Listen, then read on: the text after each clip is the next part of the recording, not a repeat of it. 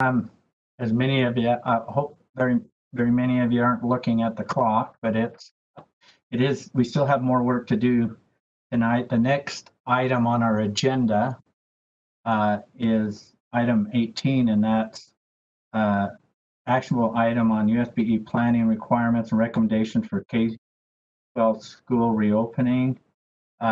We've asked in advance for board members to put their proposed motions together, and I believe it was Jeff that you've kind of put some of those proposed motions kind of following the outline of our planning requirements and recommendation for K-12 school reopening. And so I'm going to hopefully, as we move through these motions, won't be like some of them last month that were, I think one motion we were on it, well, with a couple amendments, like an hour and a half to 2 hours.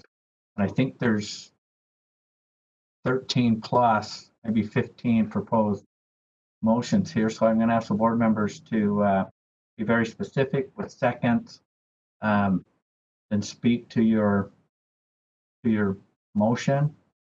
And then I'm at a disadvantage here. I can't weigh out the pros and cons and see people raise their hands, but I'll do my best to make sure there's a balance there. So I think we're ready to go.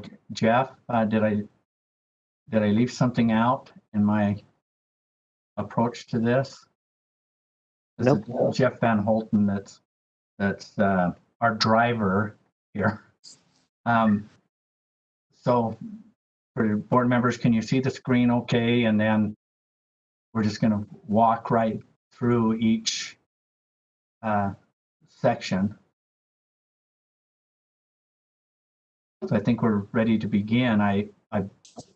And board member Scott Hansen, you had a proposed motion to add an additional sentence. Chair Hunt, this is Jeff Van Holten. Could I quickly interject something before we begin? You bet. Jeff Van Holten, Director of Public Affairs for the board. I just wanted to state for everybody who's watching online and kind of wondering what's going on here and what board members are going to be making motions on. This document, the planning requirements and recommendations for K-12 schools reopening document, this is the document that is incorporated into the governor's executive order. So as you're looking at this and wondering what it is we're actually changing and amending, these are requirements. If we add requirements, those will be up for incorporation into the next executive order and could have the effect of law and would be a requirement for all LEAs. So I just want to make sure people understand what the document is that we're looking at and the effect that it will have when it is amended. But with that, that is all I wanted to say. And thank you for that clarity. I guess we'll just start taking these one at a time. And Vice Chair Brittany Cummins, help me stay focused on hands and everything else here as we are moving through this. So, are you ready for my motion then, Chair? Yes, I'm going to take on the first one, and I'm not sure. I know you've got several here, but I'm just going to call them out one at a time as we go through the document. So, the first proposed motion is from Board Member Scott Hansen. And I move that we add an additional sentence to the introduction section of the planning requirements and recommendation document to read, the Utah Department of Health's most recent COVID-19 school manual is incorporated as a reference of additional recommendations to this USBE school reopening document. Okay, we have a motion. Do we have a second? Davis, second. Do you want to speak to the motion? Yeah, if I could, please. I believe Superintendent Dixon alluded to this. We now have another document that's directed towards schools. It has a lot of good information in it.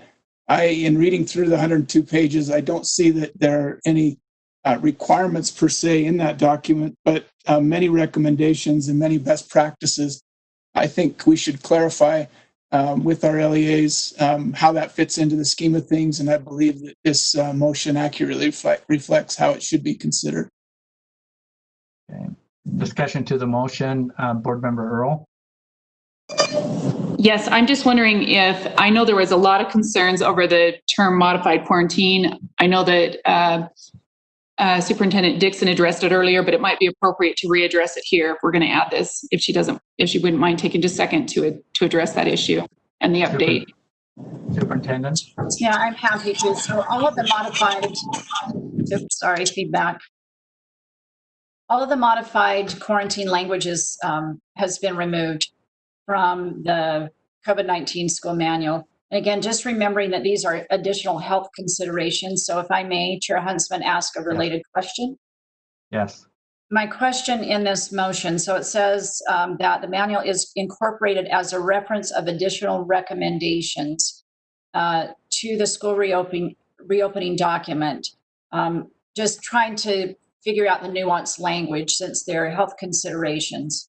And you can see, I think I sent you the document where you can see the changes. So where there were some confusing language around must and should, a lot of that has been changed to reflect more of a guidance document to may and could. So if that term recommendations fits, I just think that we want to be clear that there are additional health considerations. And I would leave it to Tiffany to maybe weigh in as well, because she's been a little closer to this, but that's just a question or wondering that I have about the nuance of the term recommendations. Thanks.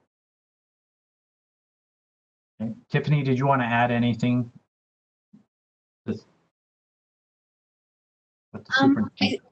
Yeah, I see what Superintendent Dixon is referencing there, and it's that we've struggled with this all along. Actually, it's that term recommendation as compared to consideration. And this document has requirements and recommendations. Many of the recommendations are more along the lines of recommended, considerations. So I think it's probably okay, either word. I understand why it's recommendations because it's parallel with what's here. It just might be a little stronger than the considerations that are in that manual. Okay. Any other questions or comments on this proposed motion number 1?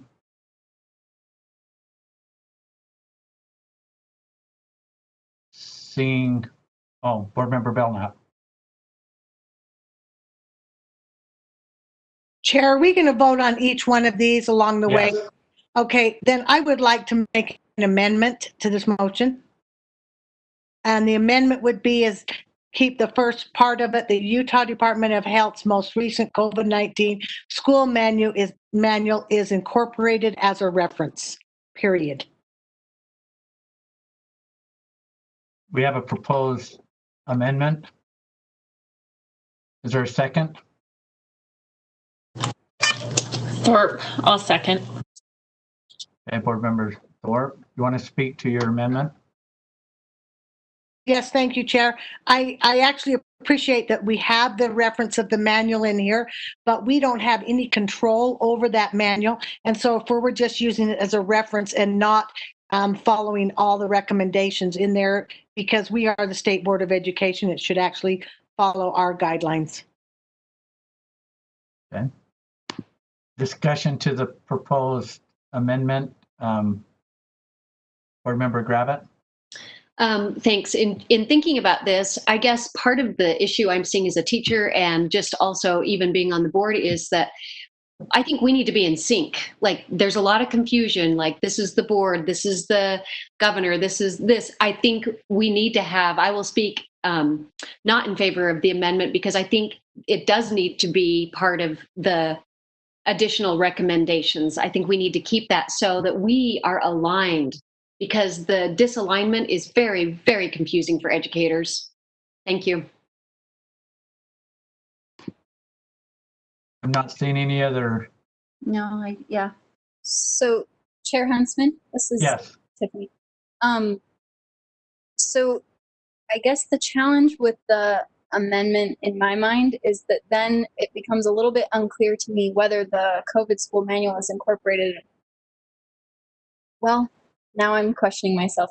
So Since it says is incorporated as a reference instead of by reference, I'm just wanting to, and maybe Angie can weigh in, whether eliminating the as a reference of additional recommendations could be interpreted that it's incorporated as a reference as a requirement, right? Because there's requirements and recommendations in this document.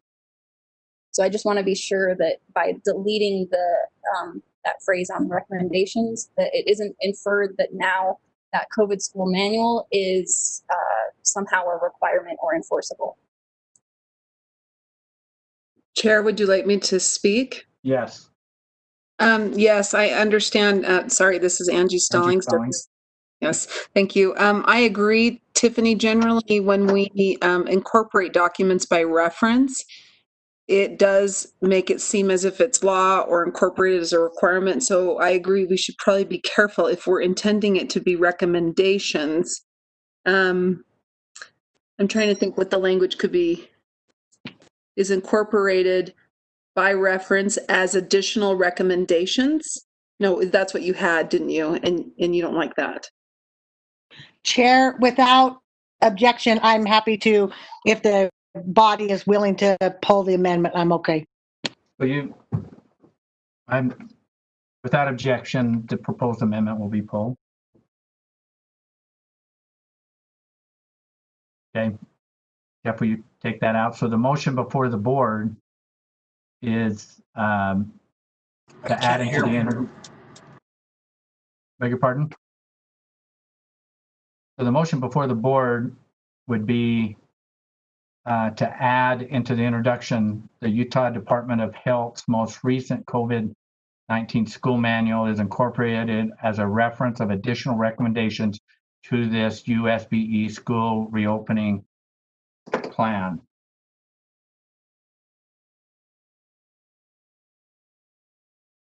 Dr. Dixon, is your hand raised? It is. Okay. I just want the board to be aware of the amount of time that we have spent this past week trying to clarify what the manual is. I actually, in all the advisory groups that I held, there was clearly confusion based on the way that it was either given to principals or received. And while we tried to be clear that it was additional health considerations, the fact that it was labeled as a school manual, that I was there at a press conference, there were a lot of contributing factors. I think we have to be really careful that we have the board's recommendations or requirements and recommendations that they have built their plans on. And then we have this wonderful cleaned up companion document that is additional health considerations. So I'm just trying to not confuse the field once again, that this is an additional set of recommendations. And I just implore you to be very careful with the wording so that we're not again confusing the field as to what this actually is. Board Member Gravitt, your hand is raised. Yeah, given what we just heard from the superintendent, I'm wondering, I would like to make an amendment to change the word recommendations to health considerations. I would second that.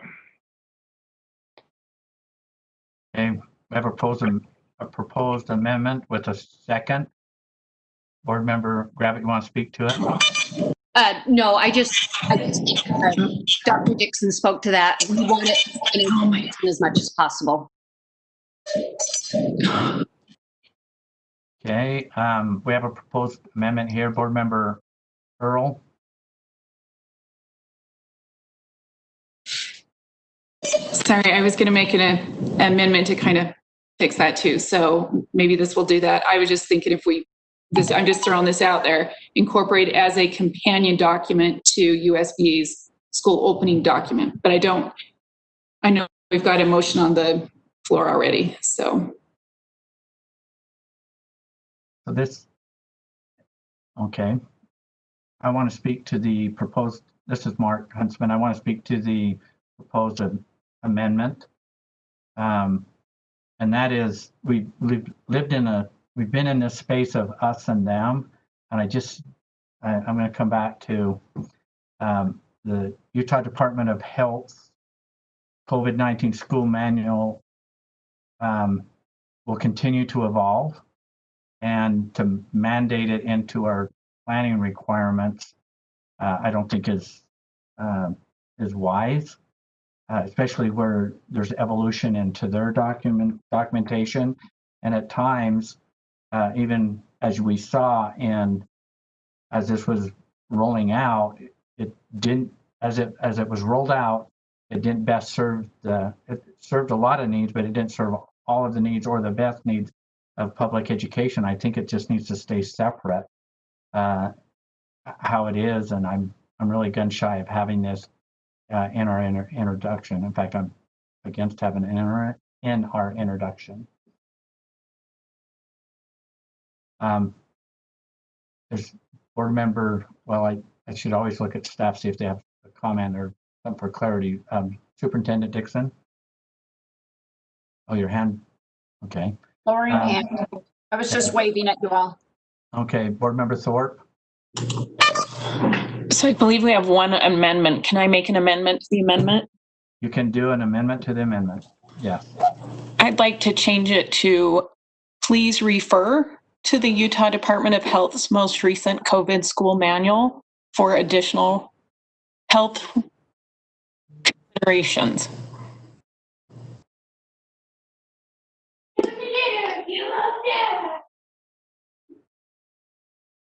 Repeat that again, please.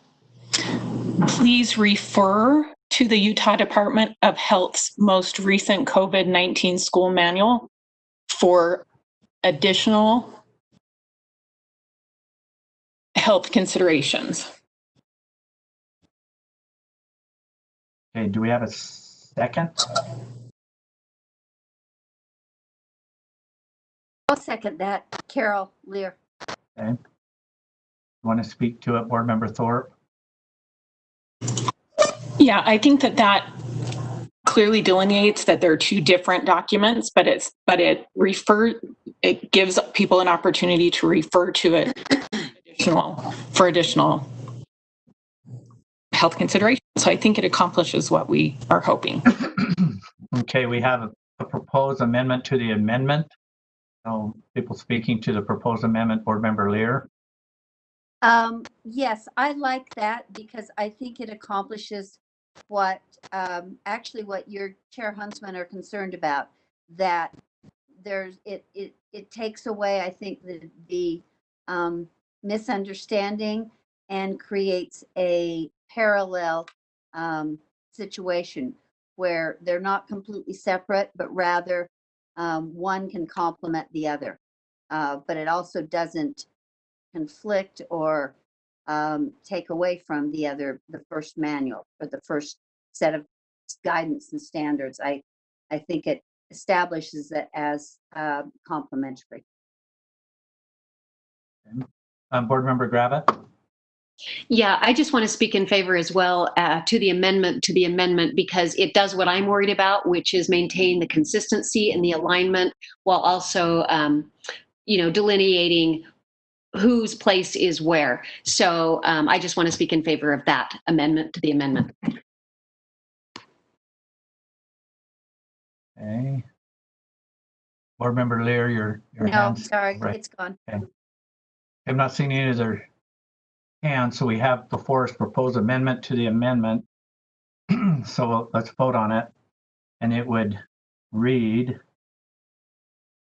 it would add into the introduction the Utah Department of Health's most recent COVID-19 school manual is incorporated as a reference of additional. No. What does it say? Okay. You may refer, Oh, here we go. or please refer. All right. It would read, please refer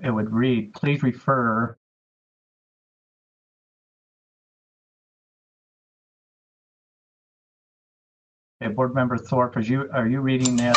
This is exactly how you want this to read. You may refer. My amendment was please refer to the Utah Department of Health recent. What I thought. Utah Okay, thank you. Department of Health's with an apostrophe S. Utah Department of Health's. Okay. So the proposed amendment to the amendment would read, and it would add into the introduction, please refer to the Utah Department of Health's most recent manual for additional health considerations. Okay, that is the proposed amendment to the amendment. Chair, Yes. if we could just reference the full name of that manual, the Utah Department of Health's COVID school manual, I think is what it's called. They have lots of manuals. Yes.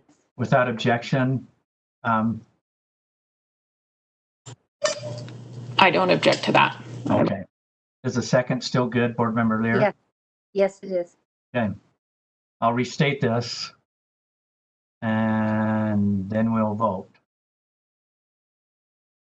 The proposed amendment to the amendment would read in the introduction to say, please refer to the Utah Department of Health's COVID-19 school manual, most recent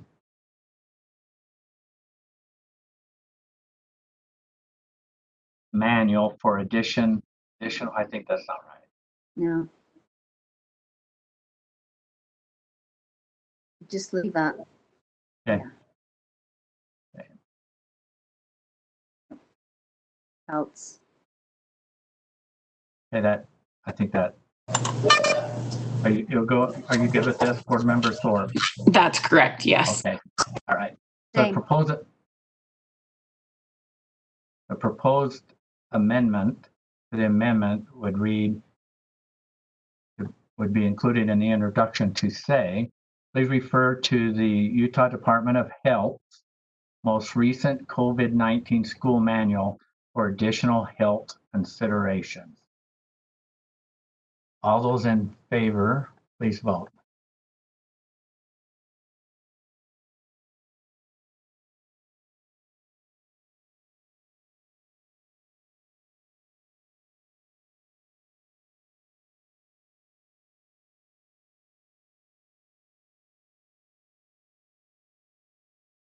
Is Board Member Bolter still with us?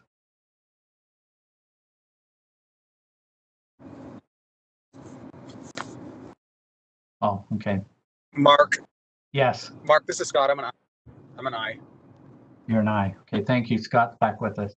All right, the voting is complete. The motion passes unanimously. So the amended motion, Oh, taking my head hurts so bad in my teeth from that crown today. got, somebody's not muted there. Oh, sorry, Mark. That was me. Yeah, we're Hit the all dead. right. Thanks for sharing. Okay, the amended motion would read, that's before the board, to add in the introduction, please refer to the Utah Department of Health's most recent COVID-19 school manual for additional health consideration. Board Member Earl? I just have a question on placement of it, not any wording change, but just wondering if it fits instead of middle. Well, do you propose it to be moved someplace else, or? Just at the end of that, I just wonder if the end of the paragraph, someone else can speak to that as well, but I think it might flow a little better. Second, if that's a motion. Yeah. This is, and I don't know if it's need a motion, but we could just place it at the end because it's an addition to the paragraph. Is that correct? Yeah, my motion was to include it in the introduction, the way I read the motion, so where it would be best placed. I don't think would require another motion, so we want to resolve this right now. Yeah. I'm fine with it at the end if it matters that that was the initial motion. It's fine at the end. I think that reads better. Okay, without objection, that's where it will be placed. Board Member Lear. No, sorry. Okay. Mine be better. All right. Some of you still have your votes up from the.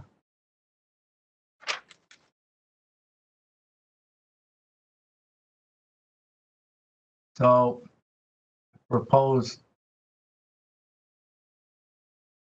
amended motion is the loose end where I'm at. So it would read at the end of the introduction, it would say, please refer to the Utah Department of Health's most recent COVID-19 school manual for additional health considerations. I'm not seeing any hands raised. At this time, please vote.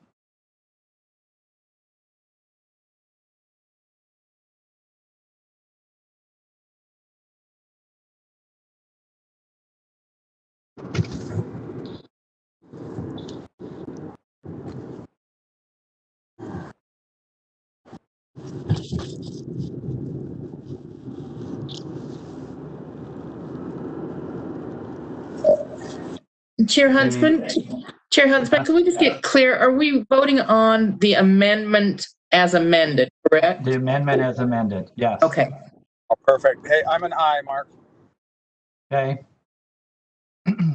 You're an aye. The motion passes with 2 no votes.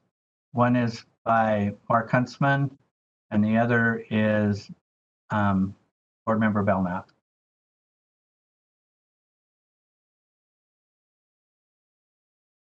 Okay. So now we'll undo our voting. The next proposed motion. Excuse me, sorry. But now we need to vote on the main motion as amended. Sorry.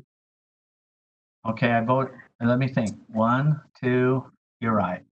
Thank you. We've got to vote on this one more time.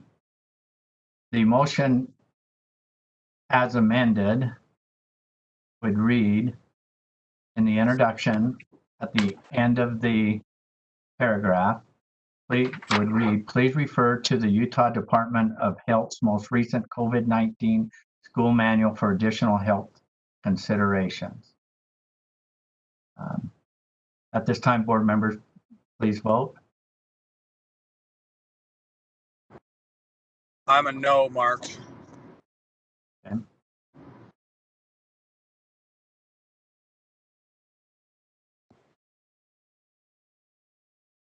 Board member Cannon, have your vote.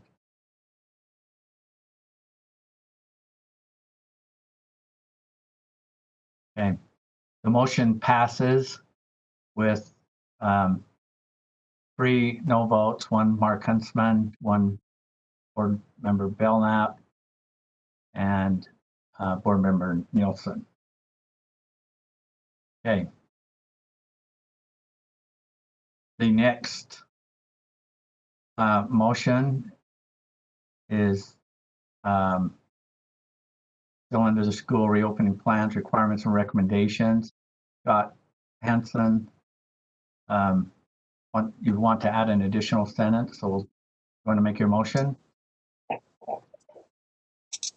Sure, thank you. I move that we add an additional sentence to the page 2 of the plan requirements, which reads, LEAs must provide confirmation of active guidance and participation in plan development by local health departments, including having a local health department.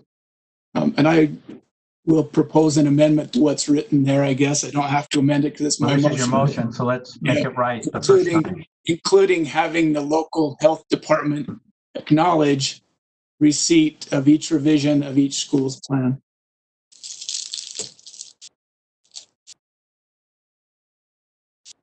Hey, Jeff, are you going to redo that? Acknowledge receipt of each revision of each school's plan.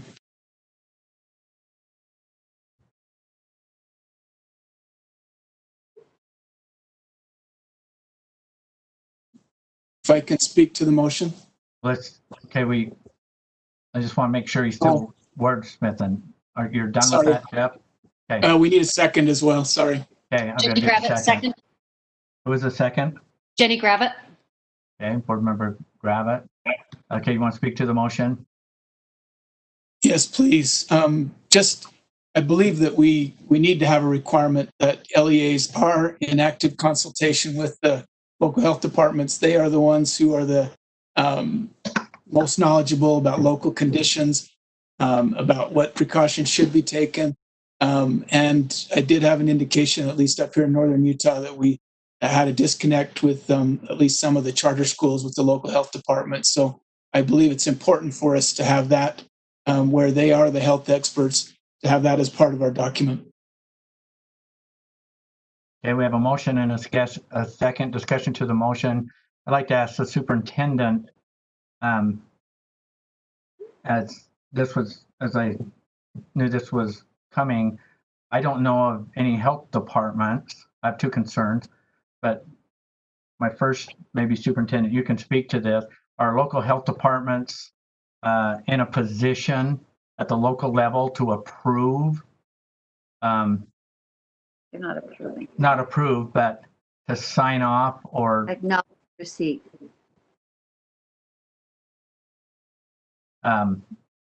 be in a position to, I guess, acknowledge plans, school plans? Question for the superintendent. Yeah, thank you, Chair Huntsman. As I mentioned earlier, I interact with the local health departments frequently, and they've been really clear that their role is one of consultation, that they are not an authority to sign off on the plans. That request has been made of them by some, and they want to be really clear about their role. So I think as long as you get the verbiage correct to make clear that they are in a consultative role, like having each revision, that's where I would wonder, what does that mean? So is it a revision just on the health guidance? Or what exactly is that revision referring to? I would imagine there will be a lot of tweaks and changes to the plans as things move along. So that would be a comment and a question. Okay. Any other questions or comments? Board Member Thorpe? I think Superintendent addressed this a little bit, but I am concerned about having a motion that requires anyone outside of our LEAs to do something. So I don't think we have that power, but I think I get the intent of what Scott's trying to accomplish here. So I think we can work with it. And Board Member Earl? So my question has to do with earlier in our meeting. As we add new requirements, do we set new dates? Do we send everybody's back and say, go make sure your health department okayed this? It starts to get kind of messy, right? And then they have to find them. And so, yeah, I just have concerns about this. Board Member Gravitt? Thank you. I understand the concerns and I get the complications, but again, I keep going back to, especially in my role as a teacher, it is very, very confusing when we don't know who's where. And the consistency of just having the health department say, I have acknowledged receipt. It's just this extra assurance that they've been a part of the process. And I know it would be complicated, but this is a really big deal. This is life and death. And I just think it's that important to say, yes, acknowledge receipt that we have looked at your plan. It's not just an educational issue anymore. It's a health issue. Thank you. Dr. Dixon? Yeah, just a reminder that we didn't require as each school plan, it's an LEA plan, so that's just another point to consider. So this is saying each revision of each school's plan, and so they consulted on a district plan or a charter plan.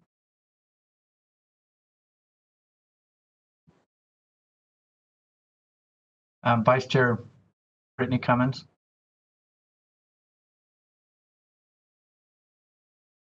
Sorry, what was that?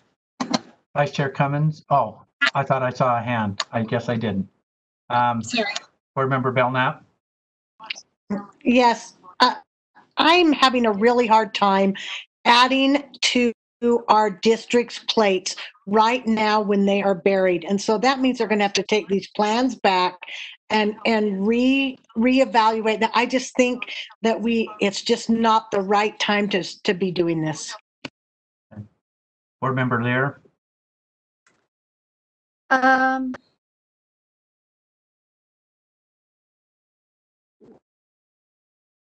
Never mind. Okay. I've not seen any other. Oh, Board Member Cannon? Yes, I believe that from what I've received in email and concerns of people, particularly in the area where I reside, that there is thought to be a disconnect between what the school plans are recommending and what the health departments are giving as their guidance. So to me, it makes a lot of sense that we create some way to bring the two together and to give confidence to our students, to our teachers, to our community, that their health is being taken into concern and that their well-being is important to us. And it may mean that some of the schools have to go back and redo the plans, especially those that have really not taken into account some of the actualities of COVID in our area at this time. Thank you. Board Member Marsh? Thank you, Chair Huntsman. I think that this just gives our districts and charter schools one more ball to juggle when they're trying to do their best to keep up with what we've got in the short time that we have to get ready. I think that we need to show trust that we know that they're doing what they are. 3 or 4 of the districts that I've been in contact with, either board members or superintendents, have been working closely with their county health departments. In Summit County especially, we've been in one county that was first to ask for mandate ability for masks and things like that, a little more progressive, and our schools have been responsive and in contact with them at all times back here. So I think we need to show some trust in our districts and allow them to do their job and allow them to continue on with what they are. Asking them to start changing plans now 2 to 3 weeks out from start, I think, is unfair. Jeff, I think we've lost your screen here.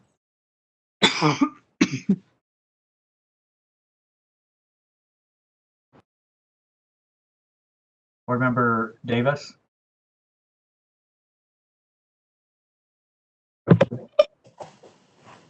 I'd like to amend the amendment. Are we on an amendment? Or I'd like to amend the motion, whichever step we're on. I think it would be amend the motion, but we've lost our driver. I think I can read, I think I wrote down some language. I can say it, and then when he gets back on, he can write it. Okay. I'd like to amend the motion to read, LEAs must provide active guidance, participation in plans by local health departments, including evidence of submission of each new revision to the local Department of Health. Okay, we have Jeff back, so. And I'd like to speak to the amendment. Well, could you repeat that for me one more time, Board Member Davis? Sure. It's First of all, do we have a second? Second, Board Member Lear. All right. Okay, please repeat. LEAs must provide confirmation of active guidance, participation in plans by local health departments, including evidence of submission of each new revision to the local Department of Health.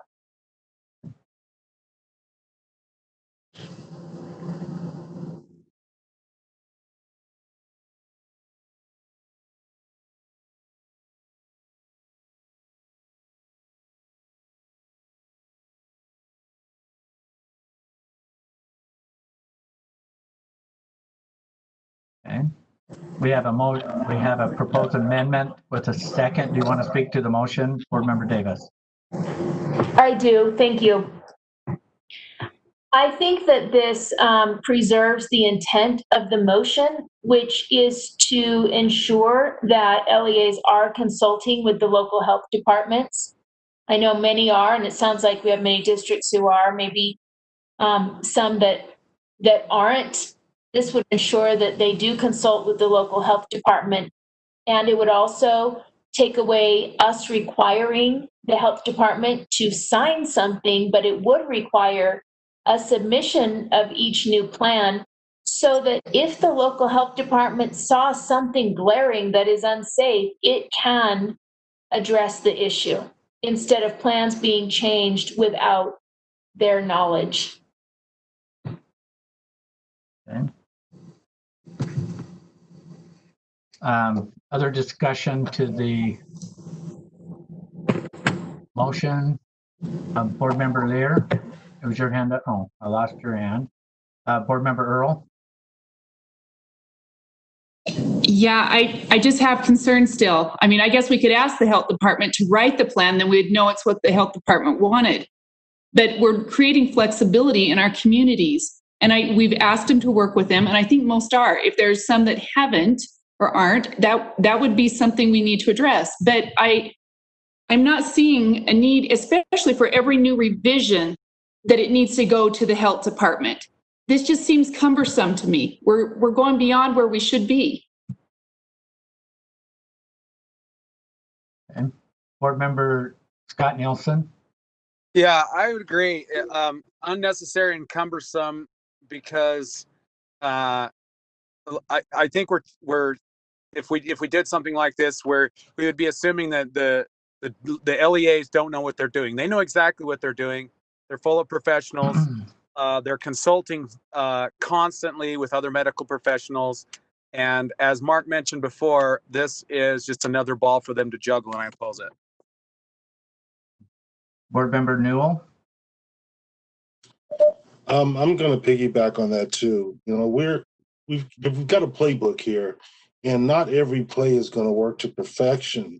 If we don't move out of this mud somehow, we're going to find ourselves in these constant shifts and finding new ways, which is what we're going to end up doing anyway, because we can't create this bubble for a situation that is really pliable, that we don't really know how or what to do in it anyways. This is all guesstimation. So as we keep taking this time to shift and alter and change, you know, we've got folks out there that are doing a lot of hard work. This is some really hard work that's been done here, as Laura had mentioned. And I just feel that it's becoming way too cumbersome for anybody to be able to navigate. And I just wanted to make sure that we were conscious of that. Okay, I'm looking at Hanson. Scott Hanson. Remember Hanson? I'll be brief, but we are in the middle of a rapidly changing situation. Our school folks are not the health experts. We are not the health experts. The local health departments are the health experts. We've been asking for their assistance for months. They are stepping up and helping us in many ways. This is just to promote a link between the two. And if this is too cumbersome for our LEAs to do, to send their reports or their plans to the local health department, so the local health department can look at them and understand what's there, then I think that we're way out of line if we think that's too cumbersome. So thank you. Board Member Gravitt? Yeah, I just want to say one more time, and I'll be brief too, that this feels very different to me. It's not just cumbersome. It's not just, you know, one other thing to do. Yes, it is one other thing to do, but there is so much more on the line this time. You know, we're in the middle of a pandemic. This seems that maybe it requires a little bit more, and maybe we ask a little bit more. No, it's hard because we're doing that of teachers, we're doing that of students, we're doing it of parents. You know, we all have to do a little more right now because there is a lot on the line. Thank you. And this is Mark Huntsman. I'm speaking against the proposed amendment. And I just want to bring out where it says LEAs must provide confirmation of active guidance and participation. I have no idea how an LEA will provide that type of confirmation how do you define active guidance and participation? I think it adds this burden of a little bit of confusion of how, based on definition, those definitions of what is an active guidance and how do I define their participation? Is that so many hours of meetings, so many, it'd be very difficult for me if I was an LEA to attempt to demonstrate compliance to the proposed amendment.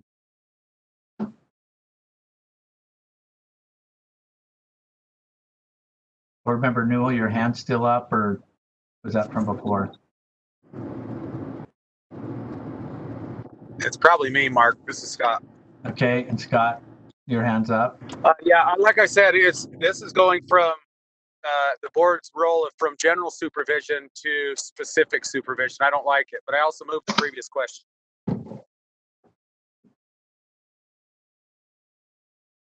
Okay, we have a motion to end debate by Board Member Nielsen. I'll second that. With the second, it's a motion to end debate. So all those in favor to end debate on the proposed amendment, please vote. Mark, this is Scott. I'm an aye.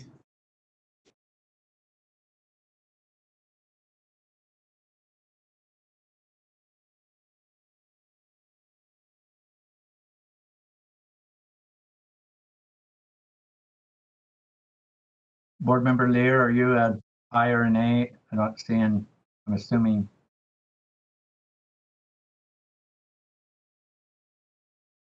The motion passes.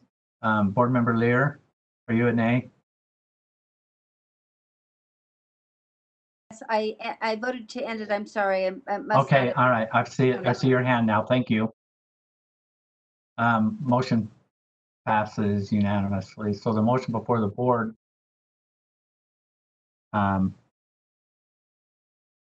is the proposed amendment to add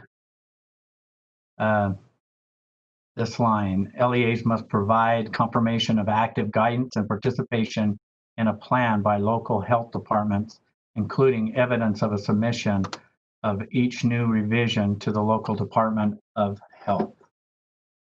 All those, well, please vote.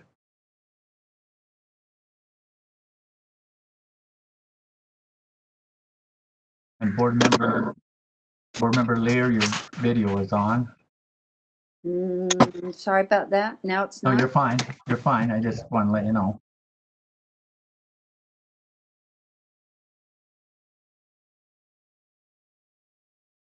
Okay, so the motion before us is that the amended motion is that LEAs must provide confirmation of active guidance and participation in a plan by local health departments, including evidence of a submission of each new revision to the local Department of Health.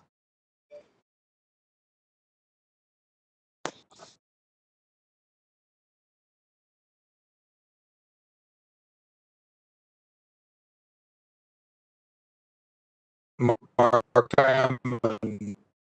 Okay, beg your no. pardon, Scott Nielsen. Are you voting? Or are you voting by voice?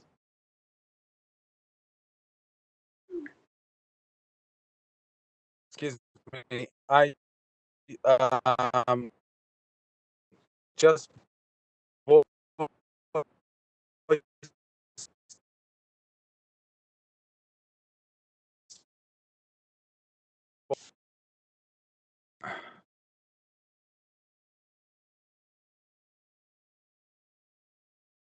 Mark, I'm a no. Sorry, I've been having problems here with my phone.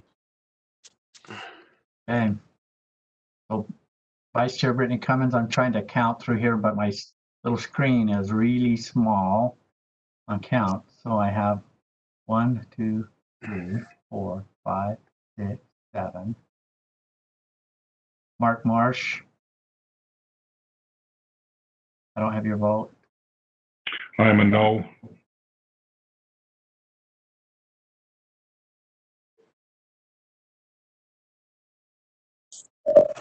So that, are you seeing how I'm seeing the motion does not pass?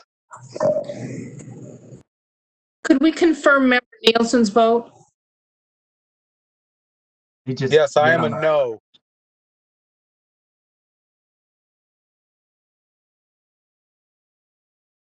So the no's are Huntsman, Vice Chair Cummins, Scott Nielsen.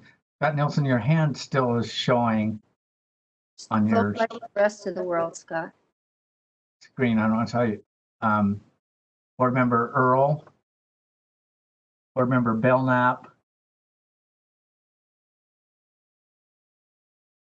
Board Member Haynes, Board Member Bolter, Board Member Marsh.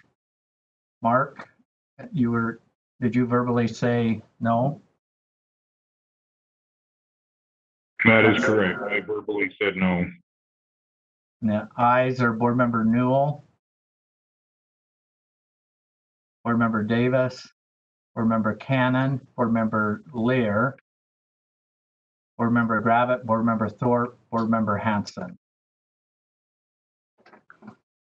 So the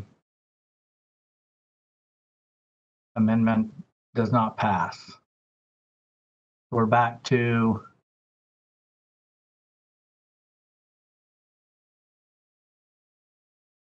the motion. And the motion was made by Scott Hanson. And the motion reads,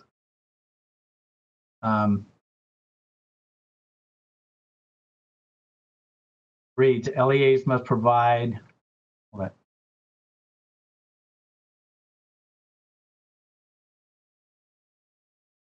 Hey, Jeff.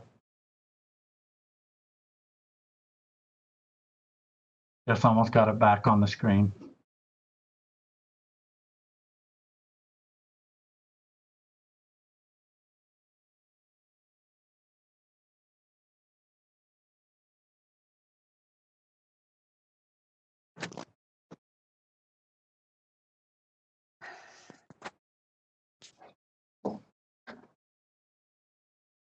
We're back to the original motion that got made, and it reads, LEAs must provide confirmation of active guidance and participation in plan development by local health departments, having the local health departments acknowledge receipt of each revision of each school's plan.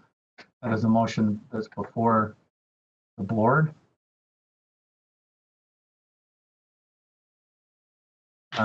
Discussion to the motion, board member. I'm just scanning.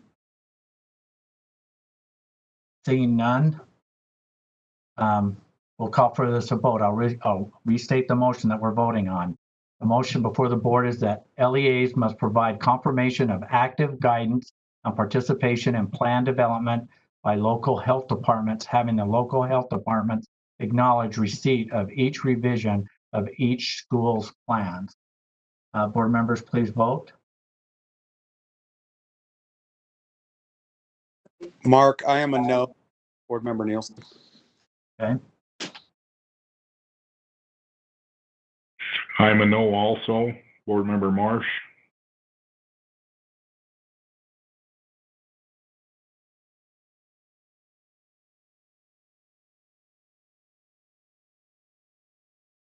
Board Member Lear, I'm not seeing your vote. Unless you're a no. There it is.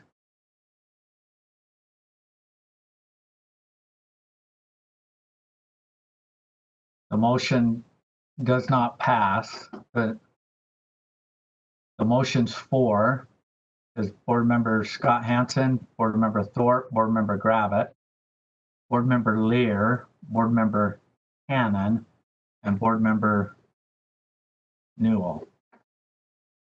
Do I need to do you have all of the nays, Lorraine? Yes, I've got it. Okay. Okay, Jeff, let's continue. Okay, the next motion before the board will be made by Board Member Lear, and this is under motion 3. Do you want me to read it? Go ahead. It's some background on it, where it's found. Jeff, can you reference the section that we're in? Okay, elements of plan requirements and recommendations, repopulating schools. Okay, Board Member Lear. So you want me to speak to the motion now? Well, I need you to make the motion. Okay, the motion is that we add the language as provided, a point of contact, and then I provided the acronym, for each school available for questions or specific concerns, and list the point of contact information on the school's website. That's the first motion. And the second is a companion motion. I think we can take your companion motion. Okay, the next one is a point of contact for the entire LEA to consult with each school's point of contact and list the point of contact's information on the LEA's website. That's the motion. Okay. Do we have a second? Jenny Gravitt, second. Okay, we have a motion and a second. Board Member Lear, would like to speak to your motion.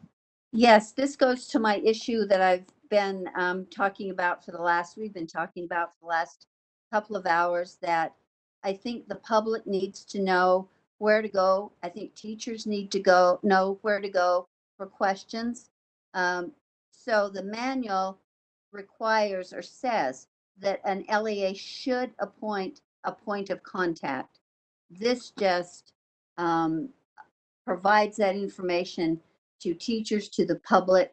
So at a school level and an LEA level, individuals know who to consult, who to ask questions of. That point of contact could be a school nurse in some LEAs. It could be a superintendent in some LEAs. It could be a school counselor.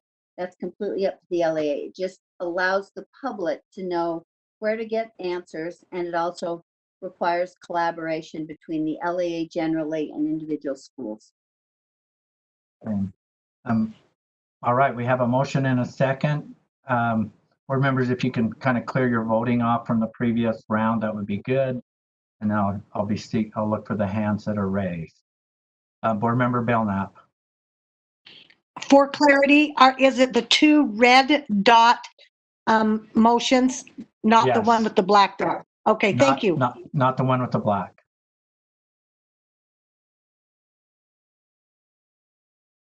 I'm not seeing any discussion to the, Board Member Dixon, or not Board Member Dixon, Superintendent Dixon, sorry.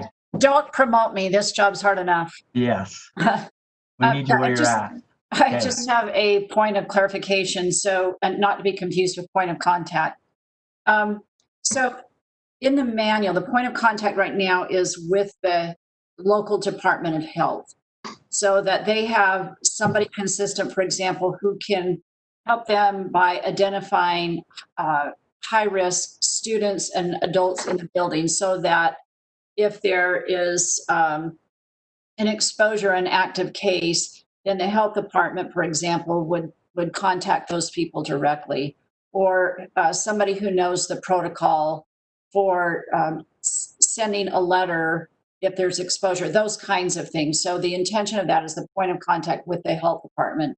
So Board Member Lear, I'm just trying to get clear that that is your intention, or are you talking about other duties as assigned? I'm going specifically from the language that's in the manual that says LEA shall appoint, I think it says each school shall appoint a point of contact. Page 35 in the manual, it says that, and I don't have the manual in front of me. It doesn't say that it has to be the public, it doesn't say at all that it has to be the Board of Health. It doesn't say that it has to be the school nurse, although I've heard that the school nurse is often that person. But it says specifically on page 35, if you want to check it out, I memorized it, that a school is supposed to identify a point of contact. And in order to keep the schools and the LEAs in sync where there are multiples, I felt like it was important to cover both. And if there's somewhere else that it says that the Board of Health is always the point of contact, then I would stand corrected, but that's what I recall right there. Yeah. Now I want to, yeah, if I might clarify, I'm not saying that the health department is the point of contact. The person who is identified as the point of contact is to work with the health department. So the health department is the one who asked for that to be put in the manual so that they have a point of contact with the school. That's why I'm saying now there's other duties as assigned for parents to contact and other people to contact this point of contact. The intention in the manual is for that person to be the contact with the health department. And I'm sorry, then I think then the manual is a little bit misleading because, as I've said before, what I'm hearing from neighbors, friends, relatives, constituents is that we don't know who to talk to at the school. We don't know, we're told there is a person at the school who can answer our questions, who's working with the health department. We don't know who that person is. So I'm trying to identify that person to help community members, teachers be able to then take their questions to someone. I don't think it's very satisfactory for those same individuals to take it to the health department. I'm using air quotes because many of those parents, teachers, individuals won't even know where their local health department is or who to contact there. So the school's point of contact made more sense to me. And if I may follow up, Chair Huntsman. Yes. Yeah, and I'm not trying to disparage or argue with your intent. I think we're saying the same thing. I was just trying to get clarity and make the point that this is not an information officer, but the intention is that they are the conduit with the local health department because they are called on to do some of that work with contact tracing, et cetera. So sure, the local health departments can't be in every school in the LEA. I'm thinking of especially some of our larger urban and suburban. So it's that I just want to say that is actually in our assurance document. So it's right there already in the requirements and recommendations. There is, what is already there? The point of contact. They had to indicate that they had a point of contact in the template. I don't have that in front of me. So I just want to be clear we're all saying the same thing and that we're clear about what the point of contact's role is. I hear you. Then how would you suggest that the school, the LEA, identifies someone to whom all of these different groups can go for information and sort of definitive answers? Well, I think it's listed right there on state required, a point of contact for each school available for questions or specific concerns. So that's already done. I think you're fine. You're just expanding on it. And then you're asking for, I'm just trying to get clarity. You're asking for, let's say it's Salt Lake District or Park City, your districts. So you're saying that each school needs to have a point of contact and that the LEA needs to have a point of contact, right? Right. So maybe I think it's fine to say all this. I think what could be enforced is to make sure it's on the website. I don't think we played that out, Board Member Lear, so that it's clear to everybody in multiple languages if their website is in multiple languages. So you don't see that there's a problem or an additional burden to identify the point of contact on the websites? I think no. I think that's fine. I was just, as you were describing the role That's where I got a little bit concerned because it seemed to expand more like that of a PIO rather than a point of contact with the health department to work through some of these things like contact tracing and other items that the point of contact was meant for. And I see what you're saying. Sorry, Chair Huntsman, to just You're keep fine. this dialogue continuing, but I see what you're saying, but I don't know another way to identify an individual for parents, teachers, students in some cases to know how to get decisive information other than something like this. And the PIO may very well be the POC and the SUP. So I'm not designating who it should be or has to be, but I think it's fair to give people somebody to contact at a school and an LEA for clarity, to use Laura's word. Board Member Earl. There you go. I'm trying to, it seems to me that, and I know I can see where you're going, Carol, because we want to make sure that we're providing communication. I know that the boards themselves, the local boards, would seem to me to be a first resort for parents. And then it would also seem to me that those boards would appoint someone. And maybe I'm wrong in saying that. Maybe that's just not happening, but we're seeing it on our end.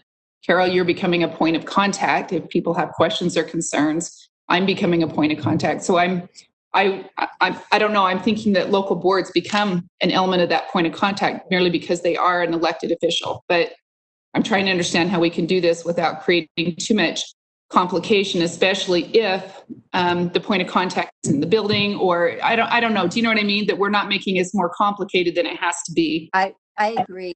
Can I try something that's a little bit different, but maybe less confusing, if that's all right, in amending the motion myself? Yes, let's, based on, what would you like to do, Board Member So I'm Laird? suggesting it would say, appoint a contact person for each school available for questions or specific concerns, and list the contact person's information on the school's website.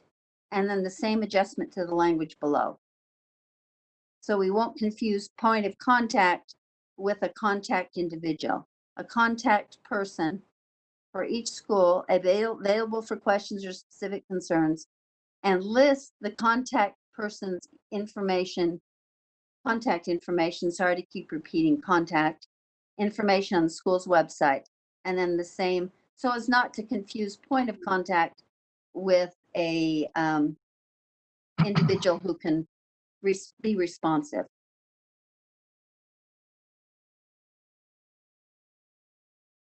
And each school's contact person on the line, on the second line, second bullet. Yeah. And list the contact person's information on the LA's website. That maybe helps the uncertainty about what is the point of contact's role, because I admit to some confusion in reading the manual.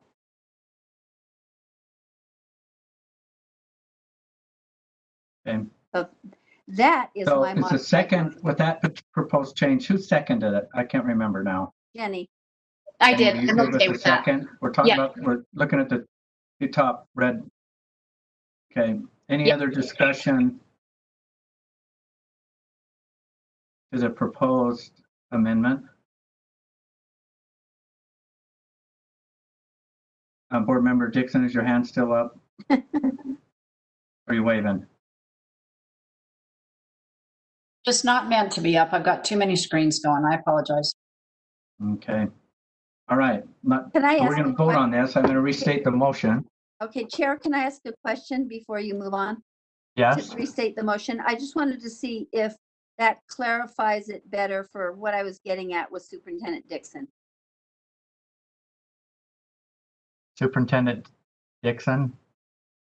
I see your intent, and I think we can work it out. I think you're asking for transparency, and who is the one person that they go to if they have questions. But the health department needs somebody who will actually have very specific duties within the school around contact tracing, et cetera. So they might be the same, but they're actually separate duties in my mind. So however, Yes, that's possible. It depends on the size of the district and the number of people available. It could be the same person, it could be different.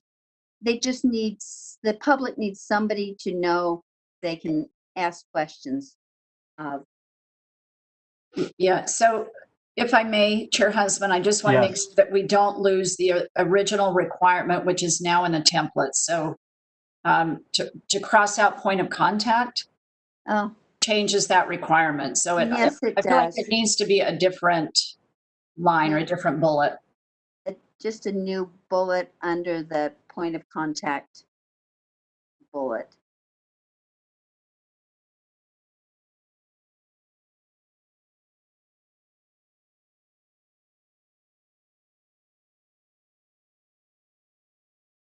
Well, while that's getting put together, this proposed amendment, I want to speak to a concern that I have for every district, or no, every LEA and every school, is that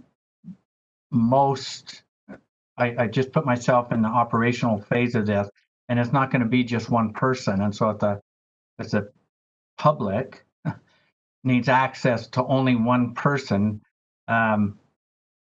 the way that this is being defined, I think it'll be very difficult for the LEAs to manage. And in most inquiries that I know of that happens at a school,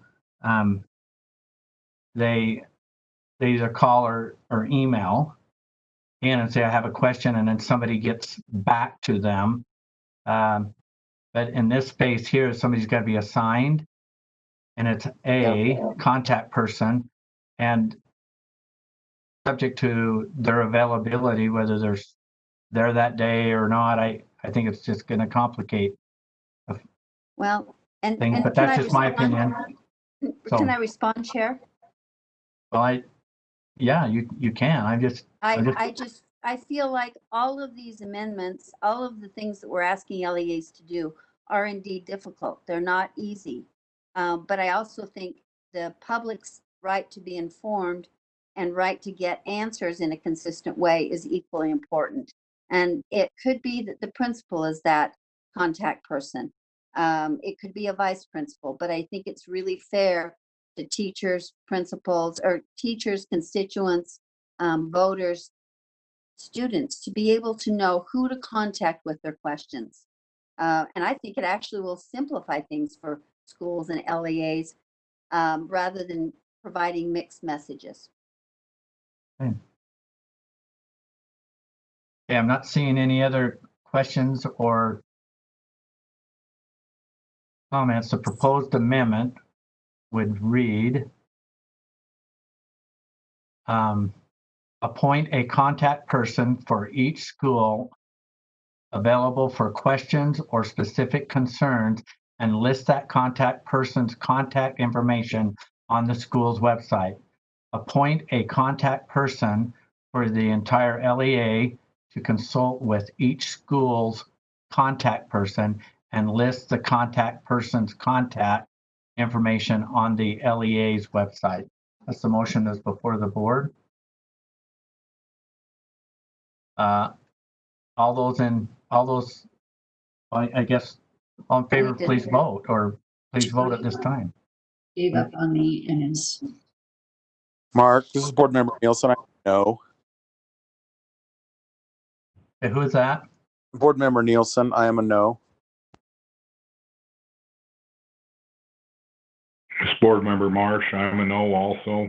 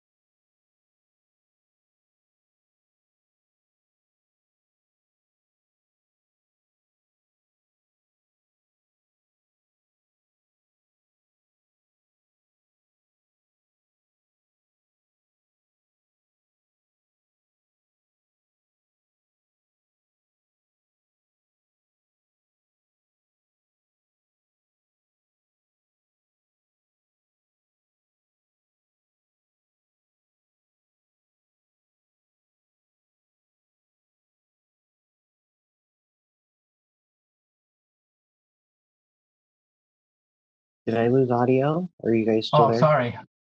Lorraine, Oh, did you have those votes? Sorry. I don't know how I accidentally muted myself. Oh, yes, you probably need to say at least the nays out loud or Okay. the ayes. I think because it's so close, the ayes out loud. Okay. Okay.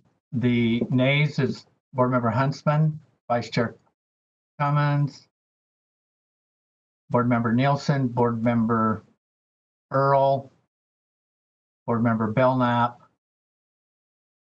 Board Member Newell, Board Member Haynes, Board Member Marsh, Board Member Bolter. So do you have those, Lorraine? Yes. Okay. We're moving forward. Board Member Lear, you have a okay. The Well, you next- never said, I either I lost audio or did that fail? Then is that what you're saying? beg your pardon? I never heard if that passed or failed. Oh, sorry, it failed. Okay. Next one is the last, is right below that. And the amendment reads, or the proposed amendment reads, an LEA's board shall review the LEA's plan at least monthly and review and update the local plan in a public meeting based on changing local conditions and updated medical and scientific information. The review and evaluation shall be noticed on the public agenda. Okay, we have a motion. We have a second. Thorpe will second.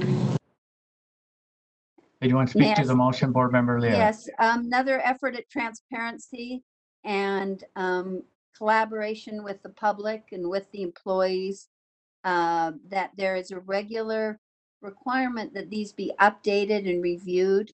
It may not change. Plans may not change from month to month, but there is at least an opportunity for the public, again, in the spirit of transparency and the spirit of notice, to those people most affected, which are our customers, that we will provide information to them on a regular and required basis. Okay, discussion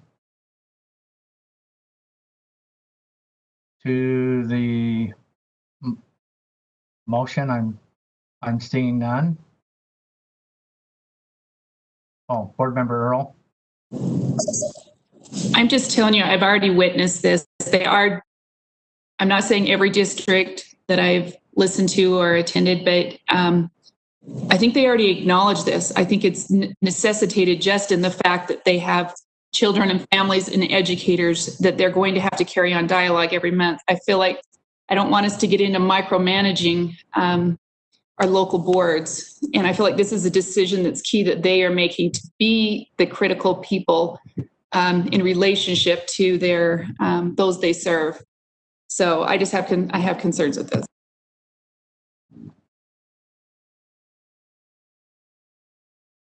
Hey, Board Member Gravitt.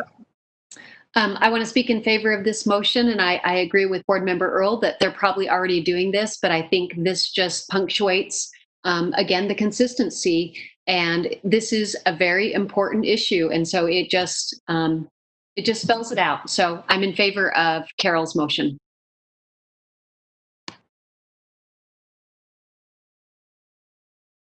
Board Member Nielsen. Very quickly, I would speak against the motion. Just again, most every superintendent, I would say all superintendents, local school boards, these are consummate professionals. They know what's best for their districts. They want what's best for their kids. And I think we're going down the wrong road. We're trying to be too prescriptive in giving them guidance. General control supervision, not specific. So anyways, that's all.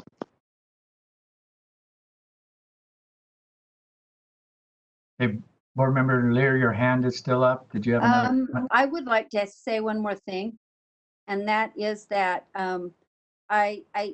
it very well may be that it's already happening. That's great. This just ensures it for all 170 LEAs that may not have as well-established boards as some school districts do. And I just cannot emphasize enough that that's the number one concern I've heard from neighbors, constituents, others that they are not, they don't have the opportunity to know what's happening at the school level. And this ensures that if they don't, then it's their fault, not the school district's or the school's fault. Okay. Not seeing any other, got Nielsen, your hand's still up, but Mine's going down. My bad. No, I'll take it down. My bad. all right.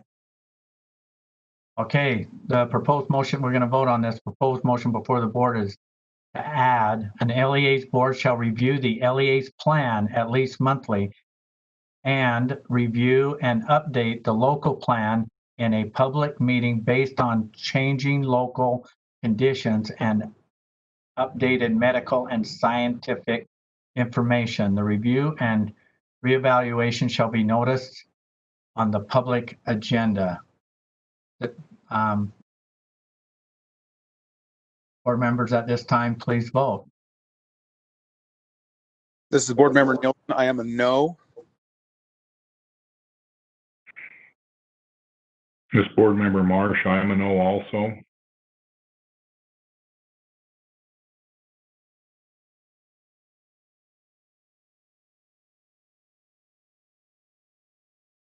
Okay, the voting's complete.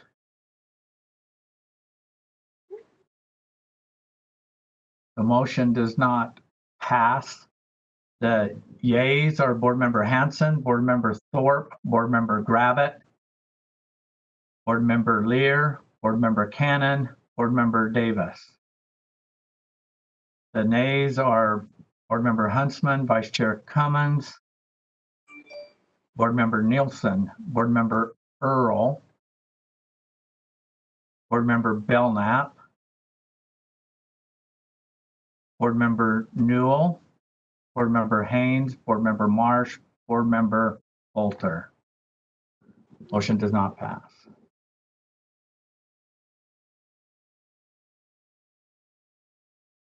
Okay. Jeff, That's we're it now for to me. Jeff, we are now to, and so board members, if you'd kind of clean up the voting where you voted on here. Okay, thank you. Next is a motion from Scott Hansen. It's entitled on here, motion 6, to amend an existing requirement under the enhanced environment, hygiene and safety under state required. Board Member Hansen, would you like to make a motion? Thank you. I'm back. I move that the enhanced environment, hygiene, and safety requirement that's highlighted be revised to state that individual school plans must develop and implement specific requirements for increased cleaning and hygiene regimens, including who, how, and when, or how often for each protocol and related tasks. Okay, do we have a second? Jenny Gravitt, second. I have a motion and a second. Board Member Hansen, would you like to speak to the motion? Please. I think that we have asked our LEAs to do many things, and they have, I believe all the plans that I've seen include this verbiage, increased cleaning and hygiene regimens. But I am not aware of a lot of the specifics which would be handled at the school level. Those specifics, carrying those out is going to require a lot of extra labor and work, and I think we need to be clear about who's going to be doing that. Some of those tasks I imagine will fall to teachers, some of them will fall to staff, janitorial staff and others.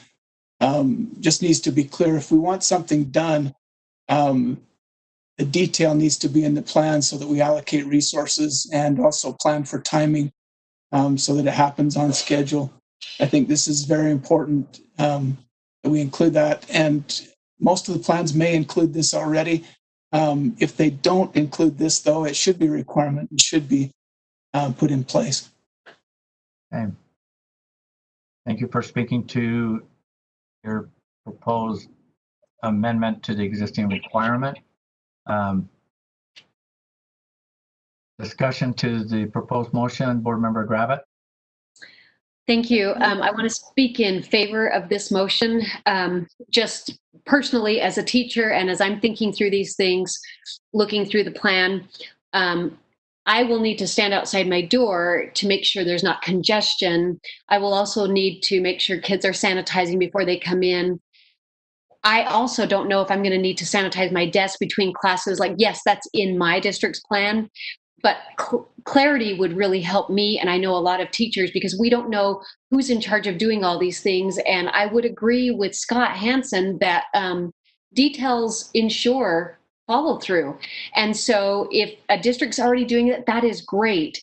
But I think having it in the plan just helps solidify, help us know the specifics. Is the teacher supposed to be directing congestion, or is the teacher supposed to be cleaning the desk because the students can't touch the chemicals? Like, help us understand, because again, this is a different situation. It's not just normal times. This comes down to people getting sick or not getting sick, people living or not living. So I speak in favor of the motion. Board Member Davis.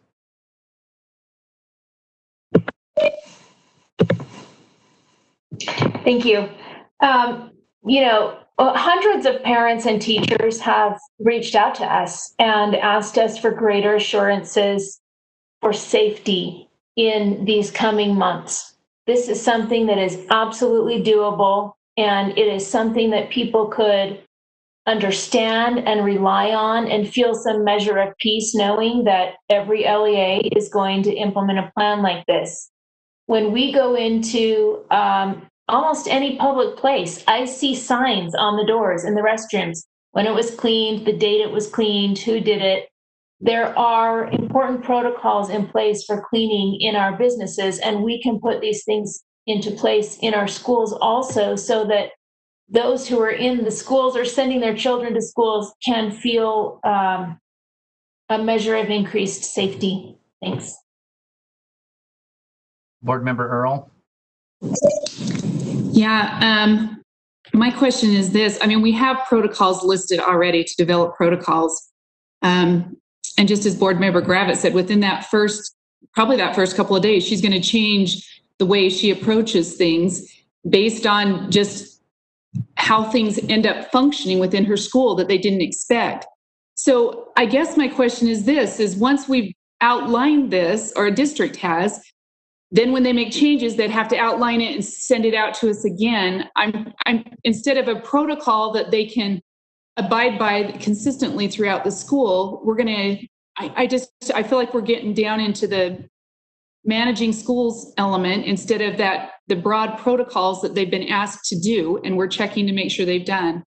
So I don't know, and I have a feeling they're going to change within that first week, 2 weeks, to find what really works. Okay. Board Member Lear. I find this helpful. I don't find it down in the weeds. I find it helpful for teachers to know what they're supposed to do. And I don't think it has to change every month. It might, but I think it helps parents know what to expect. And in the spirit of transparency again, I think this lets parents know what to expect. And I think that's a fair expectation. Thanks.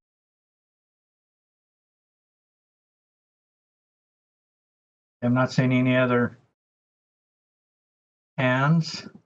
The motion before the board.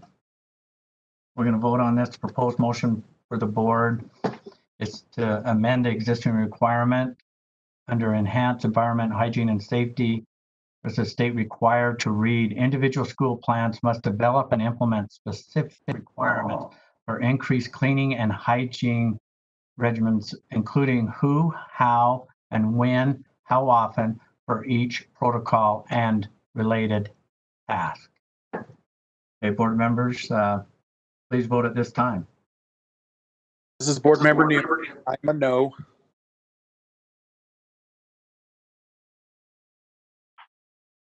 Board Member Marsh, I'm a no also.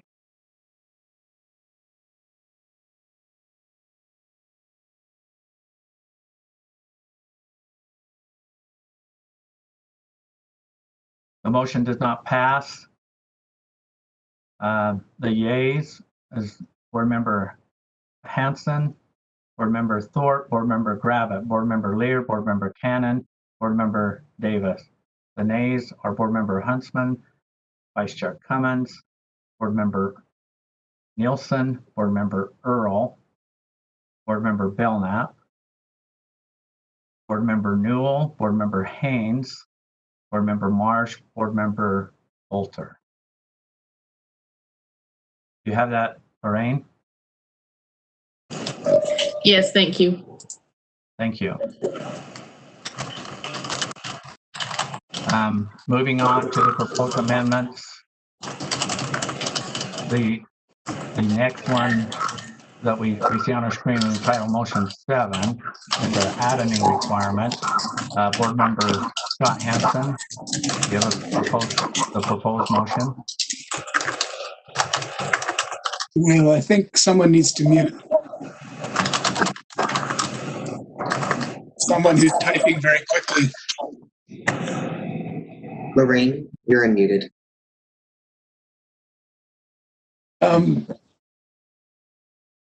I move that we add a requirement to implement mask protocols and procedures, including instructions on mask wearing and care, if and when there will be mask breaks, waiver requirements, and waiver forms with protocols approved by the local health department.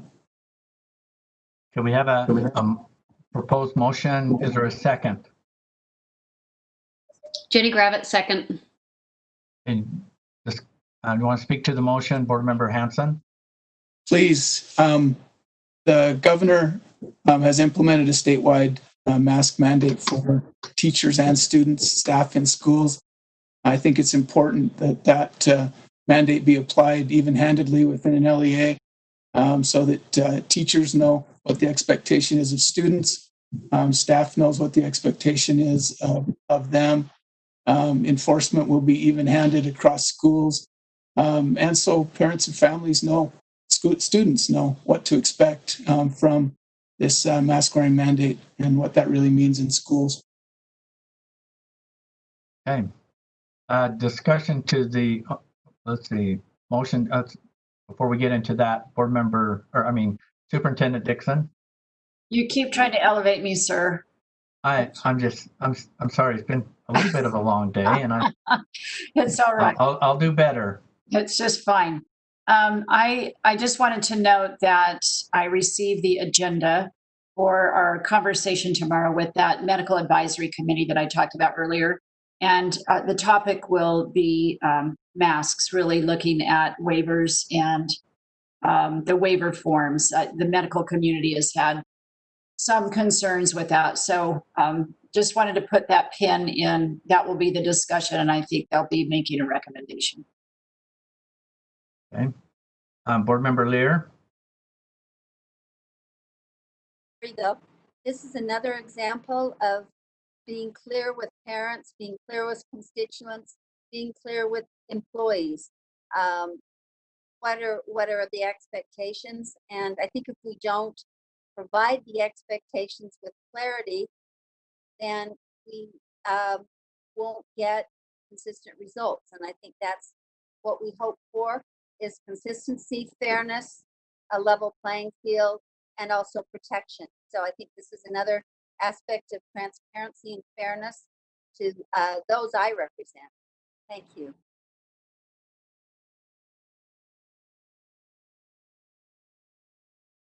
I'm not seeing any of their hands. The proposed motion before the board is to read, or is to say, under enhanced environment, hygiene, and safety, state required to add the new requirement which states implement mask protocols and procedures, including instruction on mask wearing and care, if and when there will be mask breaks, waiver requirements, and waiver forms with protocols approved by the local health department. That's a motion before the board. Please vote. Mark, this is Board Member Nielsen. I am a no. Okay. Board Member Marsh, I'm a no also.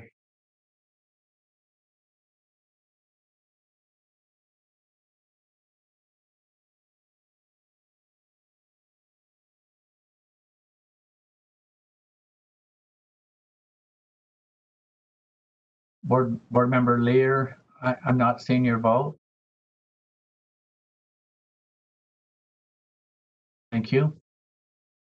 The motion does not pass. The yeas are Board Member Hanson, Board Member Thorpe, Board Member Gravitt, Member Lear, Member Cannon, Member Davis. The nays are Member Huntsman, Vice Chair Cummins, excuse me, I'll lose my voice, Member Earl, Member Belknap, Member Newell, Member Marsh, Member Haynes. Did you click? And Member Haynes, Member Bolter. I think I got them all. Did you get those? Well, I'm a name. This is Member Nielsen. Or Member Nelson was an A? Yes, Did I you have. get those? Go ahead. Yes, I have those things. Okay, thank you.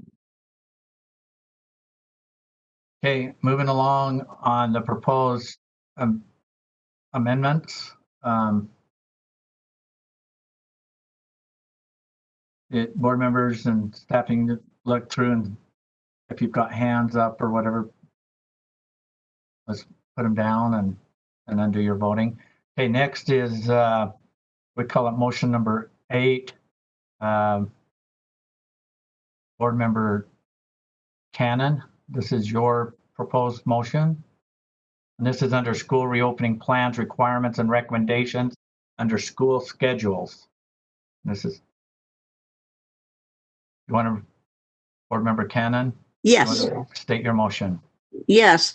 LEAs must include their community COVID test positivity rate in the LEA's school reopening plans. I think maybe that should be plural because some LEAs may have more than one. Well, no, they just have one. Whatever works the best. Okay, and under school schedules, you would be adding a state required, and then it would read LEAs must include the community COVID test positive rate in the LEA's school reopening plan. Is there a second? Gravitt, second. Okay, we have a motion and a second. Board Member Cannon, would you like to speak to your motion? Yes, I would. Thanks, Chair. The idea behind this motion is to add an element of science to our school plans. Many, many, many of our constituents have begged us to look at the science available as we consider reopening schools. Our state epidemiologist, Angela Dunn, has said that positivity rates are one of the most important metrics they look at to evaluate how the virus is spreading. LEAs should at least confirm awareness of this metric when they consider reopening schools. Having this information will be valuable for us as we move forward and get along in the year. The Salt Lake Tribune reported Angela Dunn as saying a positivity rate of about 3% would indicate the virus is under control. It is one of the most important metrics to consider during a pandemic. It's also readily available and easy to obtain. Schools in other countries have been able to open successfully with a 5% positivity rate. Parents and teachers have felt comfortable returning to classrooms with this positivity rate. In any case, the public should know, and the LEA should acknowledge and make public what their current rate of COVID positivity is when they reopen. This metric adds an element of science to every school plan. As so many of our constituents have told us, to ignore the science of COVID-19 puts the lives of our students, teachers, and community in peril. Okay. Discussion to the proposed motion. Superintendent Dixon, your hands up.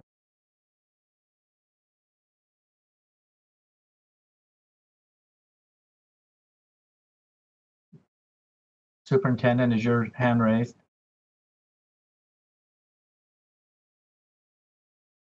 I'll come back to Vice Chair Brittany Cummins.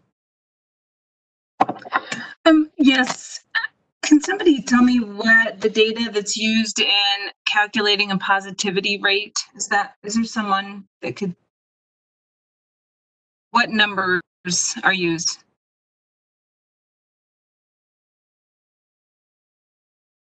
I'll unmute it. Yes. So the positivity rate is you take the number of tests that have been done, and then you calculate the percentage of those tests that are positive. And that gives you the positivity rate. Currently in Utah, the number of tests we have been performing has dropped. And yet our positivity rate, the number of those tests that have been coming back positive, has been higher. So I think right now it's somewhere statewide just under 10%. Although that varies across the state. I would imagine that several of the areas where Chair Huntsman has districts, their positivity rates would be around 3%.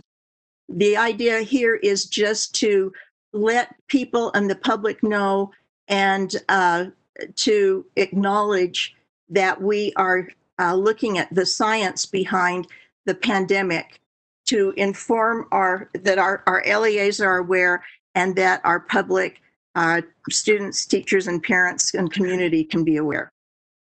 So can I ask a follow-up question then? Yes, follow-up question. Yes. So if I understood you correctly, so if you take the total number of tests, and it's the rate of those that come back positive, if you increase the number of people tested, you can therefore reduce the positivity rate. Or if a community, so if we get into flu season and you have related illnesses where more people may be symptomatic but not have COVID, and they would come back with a negative test, but more people are testing because of symptoms, would that decrease our positivity rate over time? And how would that affect plans as they're relying on that metric to move forward? Anyways, I don't understand how, the impact that those other circumstances might have on that positivity rate, and then how that would result in a school's reopening or not reopening. May I respond? Yes, please. Okay. The rate of positivity is I'm reading from some of the research that I did. The rate of positivity is an important indicator because it can provide insights into whether a community is conducting enough testing to find cases. If a community's positivity is high, it suggests that the community may largely be testing the sickest patients and possibly missing milder or asymptomatic cases. A lower positivity may indicate that a community is including in its testing patients with milder or no symptoms. The World Health Organization has said that in countries that have conducted extensive testing for COVID-19, the positivity rate should remain at 5% or lower for at least 14 days. And Vice Chair Cummins, does that answer your question? Sorry, I had a hard time understanding. I get from that quote, it sounds like the positivity rate is a metric that helps you understand the community's testing rate, and if they're testing at a good enough level to recognize what's going on, not necessarily what the rate of transmission in the community is. Did I misunderstand that completely?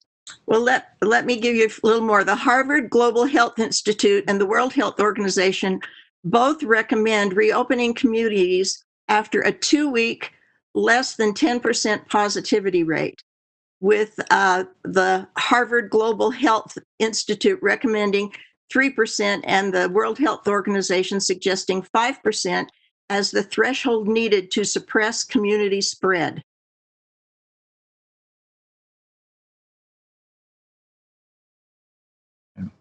Board Member Earl. Yes, my question is this. So these were due August 1st. So we expect that to change. So what is the frequency that would be the expectation that the board would require the turning in of the positivity numbers in order to, I guess, inform the public? Is that what's the dates that we would be doing that? Well, I haven't indicated a date on here.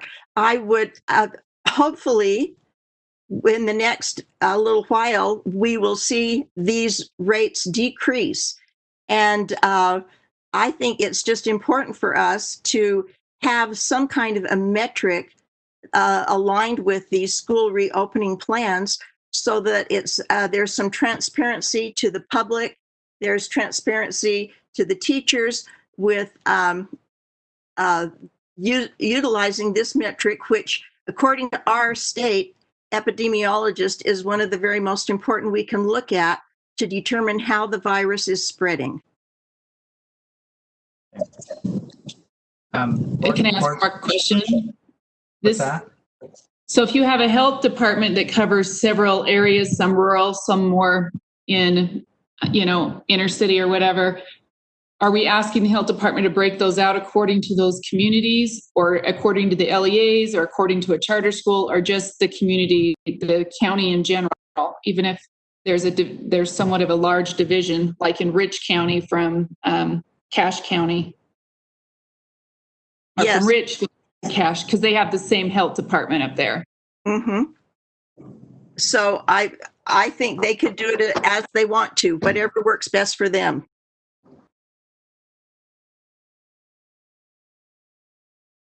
Okay, thanks. Board Member Hanson. Thank you. Speak in favor of this motion. I believe that we have allowed the LEAs a lot of local control so that they could tailor their plans to their specific areas.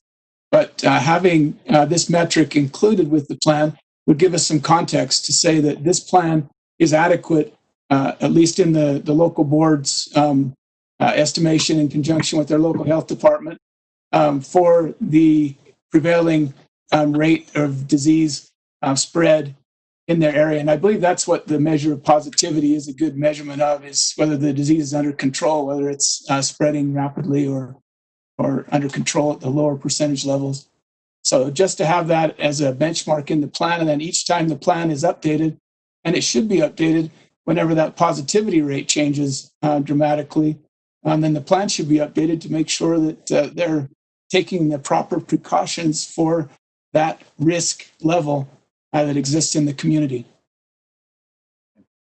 Board Member Belknap.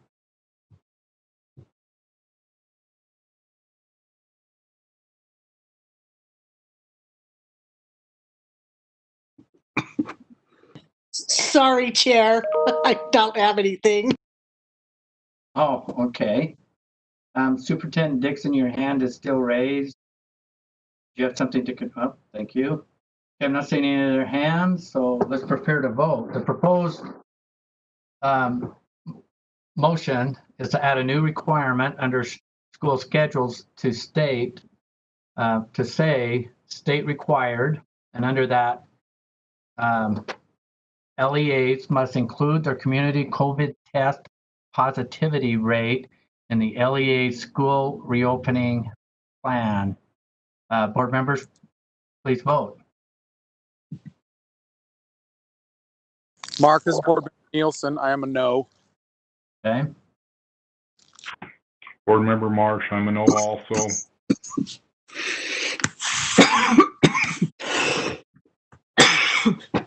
Okay, the voting is complete.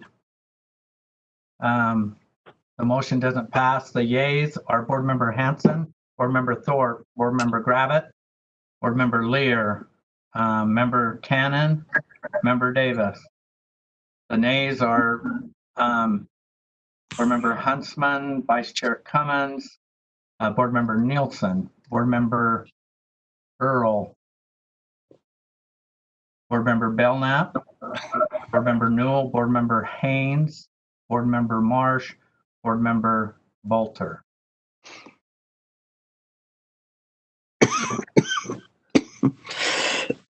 Okay. Next, we'll call it motion 9. It's to add a new requirement under the mitigation tactics classrooms where the state required. Board Member Hanson, do you want to make your motion?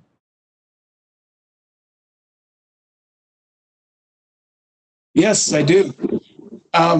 I move that we add a requirement to the classroom section of school settings, which reads that an LEA shall ensure each school located in an area identified by the local health department as having a 7-day average test positivity rate over 5%. And this part needs to be revised a little bit, Jeff. I think the latest revision isn't in here.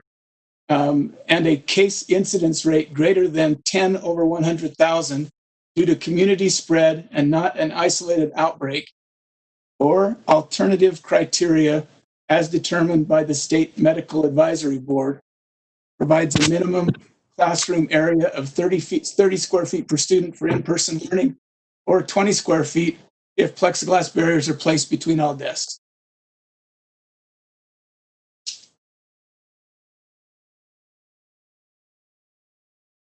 Okay, I'm not going to be able to. Do we have a motion?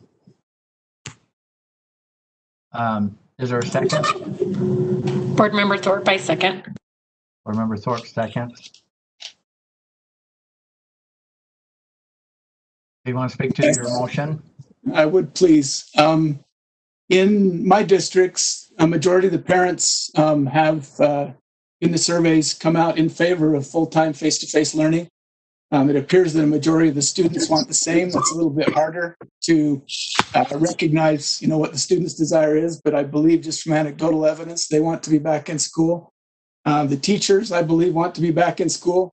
I personally would like everybody to be back in school, but it does us no good to open the schools up and then immediately close or have to shift to another model due to positive cases. I think that students have been afforded options for learning in the plans that I've seen, but teachers, by and large, do not have those options. Most of them are by necessity in the classrooms. I'm generally a proponent of local control, but I think that there's exceptions for emergencies when a more top-down approach is appropriate, but only for the period of the emergency. I believe that we're in an emergency now.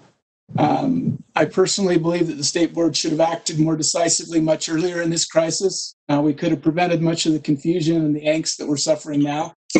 I think it's late, but it's not too late to do the right thing.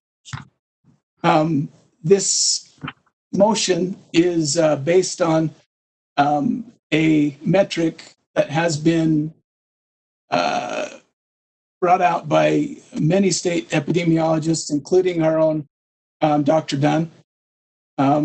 It includes both the test positivity rate over 5% that Janet was talking about, and then also the 10 out of 100,000 is a metric that helps us to not be skewed in smaller areas, more rural areas. There's also some language in there that says that the metric or the exceeding that metric needs to be due to community spread and not isolated outbreaks. So we're not just looking for a blip, we're looking for the real conditions and the real spread that exists in the community.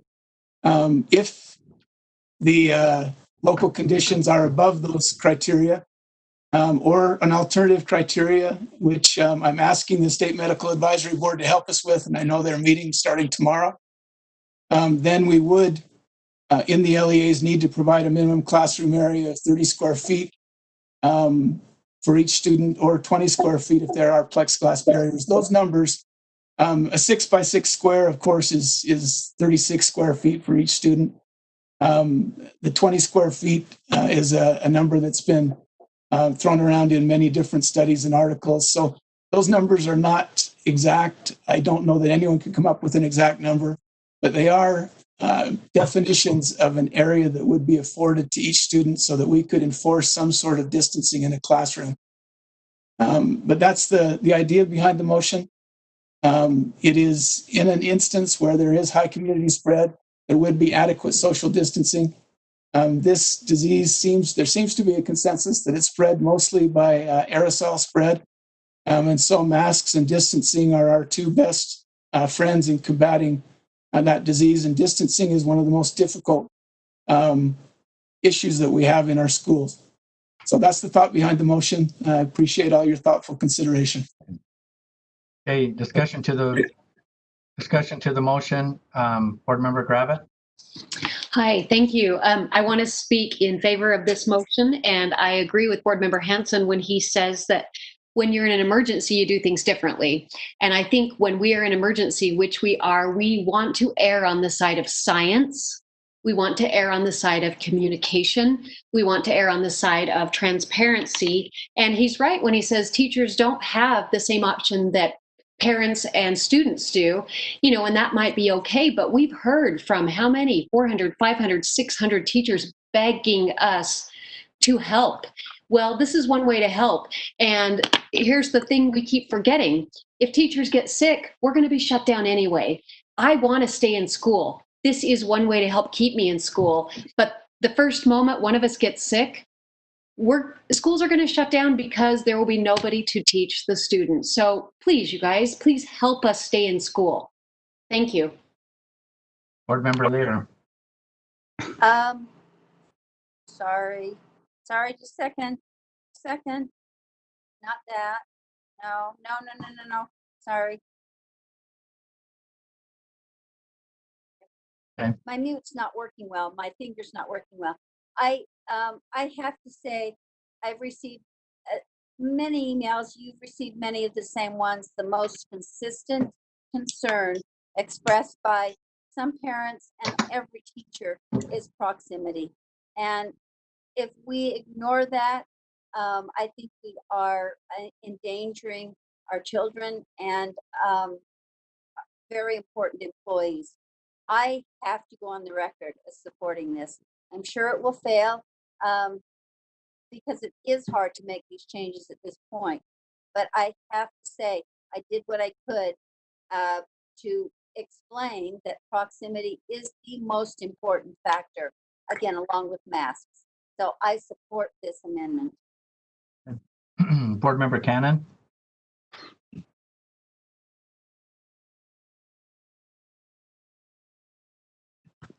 Can you hear me now? Yes, Board Member Cannon. Thank you. I am in favor of this amendment because I want Jenny to be healthy and to be able to teach, number one, but not just Jenny. I think if we made an error of omission initially in putting together these guidelines, that it was this. I believe we were too lenient in saying social distance when possible. And we're now in a scenario where social distancing is not even being tried. And I believe this gives us a way to add a little teeth to the idea that social distancing is important, that we need to protect our students. We need to lower the class sizes, which we neglected to do initially. And I'm in favor of this amendment. Board Member Earl. I just have a question on cost. Scott, do you have any idea? Because I don't. What a cost for a plexiglass barrier is for one student, or even I guess even for like a group of 20 or something like that, or 100. I do not. I do know that we have CARES funds available that we can allocate for something like that, but I don't know what that costs. I believe it depends certainly on who makes those for you. Local shop could do that for not very much outlay. I would imagine a few $100s. Is there some? I wonder if they're okay. So I wonder if is staff run across this where they have just even a ballpark estimate of the cost of putting plexiglass between? I'm just curious of the cost that we're looking at here.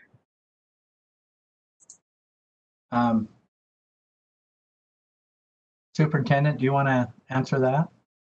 We could probably find out for you how much the plexiglass that we put down in our front causeway in front of Kathy's desk. That's the only place we've had plexiglass this far that I'm aware of. But in schools, they've had custodial shops make them. They've purchased some. I've heard anywhere from $10 for materials to $300, depending on what they do. But I don't know. We'd really have to work to get that estimate for you. Okay, so we're not sure at this point of what we're really asking. So, okay, thank you. Board Member Nielsen. Thanks for all the comments. I really appreciate it. Although I do disagree. I think this is way over the top cumbersome because we're once again under the assumption that our local school leaders don't have the students' best interests in mind when they do. And what may be really good in downtown Salt Lake City might not be so good in school districts up in Snowville or down in southeastern Utah or places in central Utah where there's little to no cases of COVID. Not only that, K through 12 students, and if you look at the data, have shown beyond extreme resilience to any sort of coronavirus sickness. In fact, I don't know if this is correct, but I'm not sure if we've lost a single student out of 600,000 plus to COVID. And then the next thing is if we're going to attempt something like this, that's very monumental. And you have teachers that are moving around that, can't get as close to their students as to maybe answer a question. I just view this as extremely cumbersome. And I really trust that local school districts, local control doesn't go away because we have a pandemic. If anything, we need more of it. And so let's allow those local school districts to do what's best or to do what they believe is best for their students, because that's what they're ultimately elected to do. Thank you. Board Member Thorpe.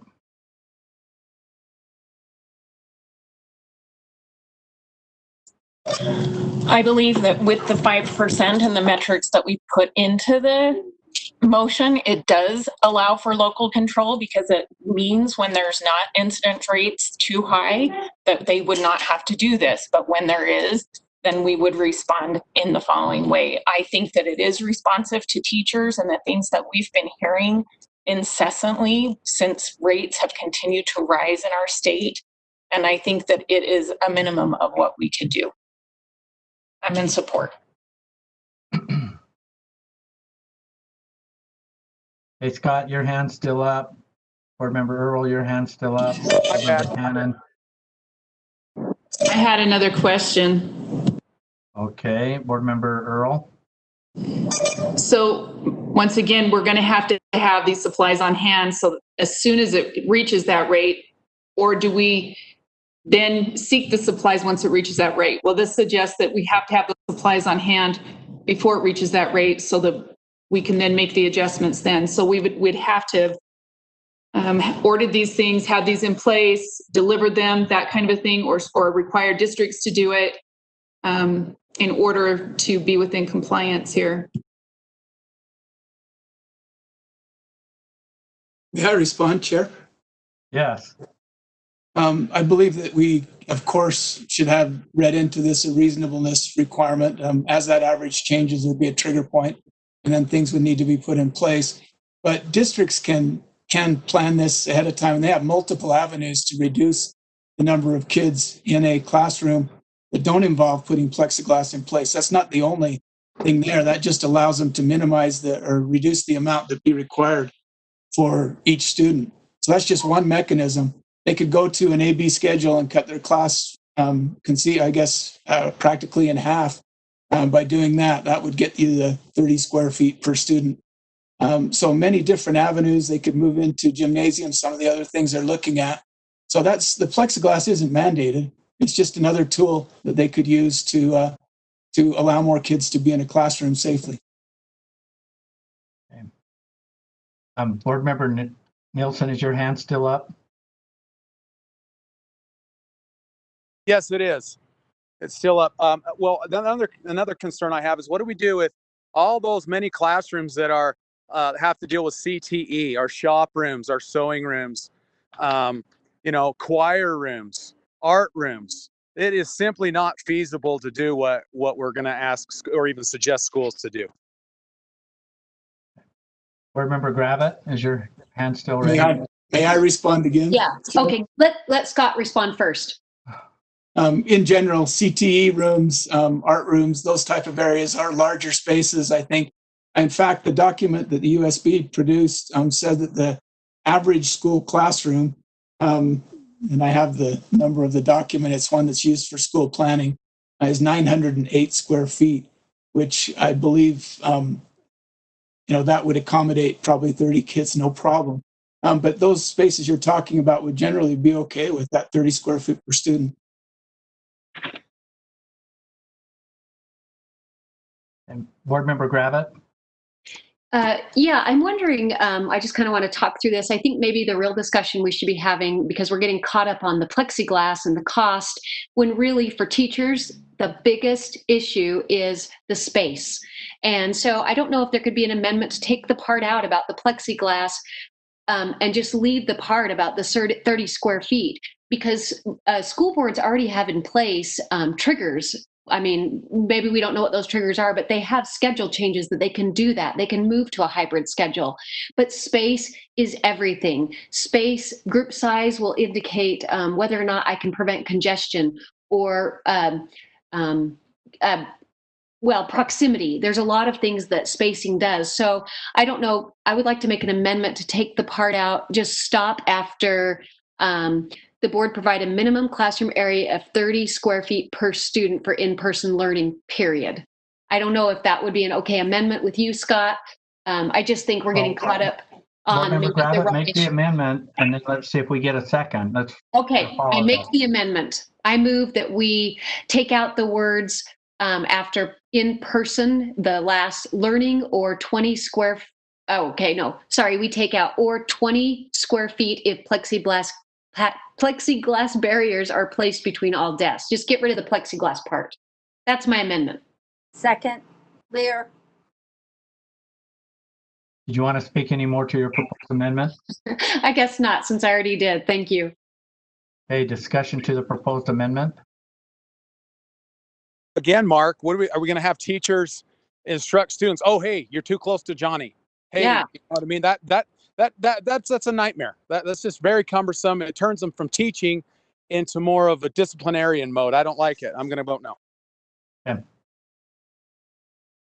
I'm not seeing any other hands. Scott, your hand's still up. You have? No, I'll put it down. I'm sorry. Okay, thank you. Okay, the proposed amendment to the motion is to remove under the school reopening plans requirement and recommendation, school setting mitigation tactic, to remove at the end of the motion or 20 foot, does that say 2? If plexiglass barriers are placed between all desks. That's a proposed amendment.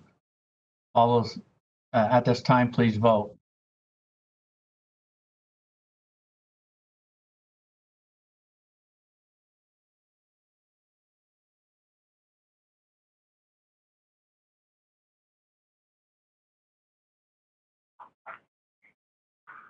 Chair Huntsman, this is Mark Marsh. I'm a no.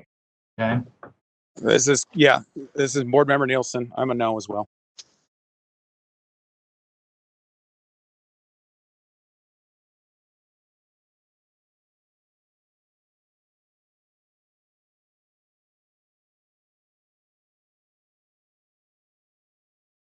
Vice Chair Cummins, are you seeing that the proposed amendment doesn't pass? The yay votes for the amendment is Board Member Thorpe, Board Member Gravitt, Board Member Lear, Board Member Cannon, Board Member Bolter. The noes are Board Member Marsh, Board Member Haynes, Board Member Newell, Board Member Belknap, Board Member Scott Hansen, Board Member Earl, Board Member Scott Nielsen, Vice Chair Cummins, and Mark Huntsman. So the amendment fails. So the motion before the board is back to the original motion. Do we have any discussion, any further discussion on the original motion? I'm not seeing any hands raised. So let's vote. The proposed motion under school setting, classrooms, mitigating tactics is to add an LEA shall ensure each school located in an area identified by the local health department as having a 7-day average test positivity rate over 5% and a 10/1000 case incident rate due to community spread and not an isolated outbreak or alternate criteria as determined by the State Medical Advisory Board. Provide a minimum classroom area of 30 feet.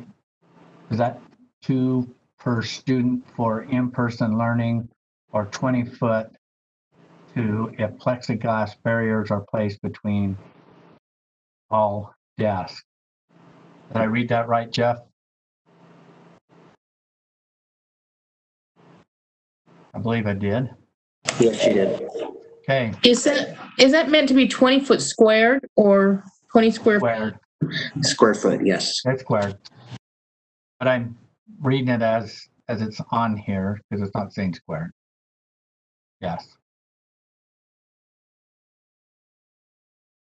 So I'll, at this time, board members, please vote. This is Board Member Nielsen. I am a no. Board Member Marsh, I'm a no also.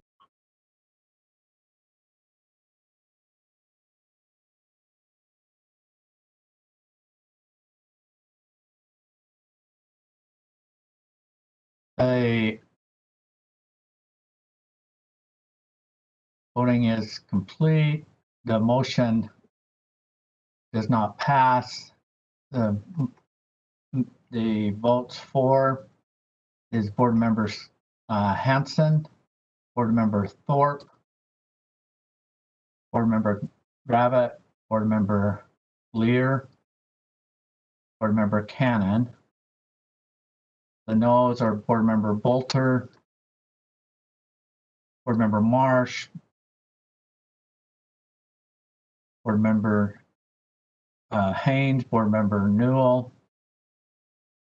board member Belknap, board member Earl, Vice Chair Cummins, and board member Huntsman. Okay. Could we just clarify, excuse me, I'm sorry. Could we just clarify, so has member Davis left the meeting? I think so. She said she had to. So I'm pretty sure she did. Thank you. But I don't take it to the bank, Lorraine.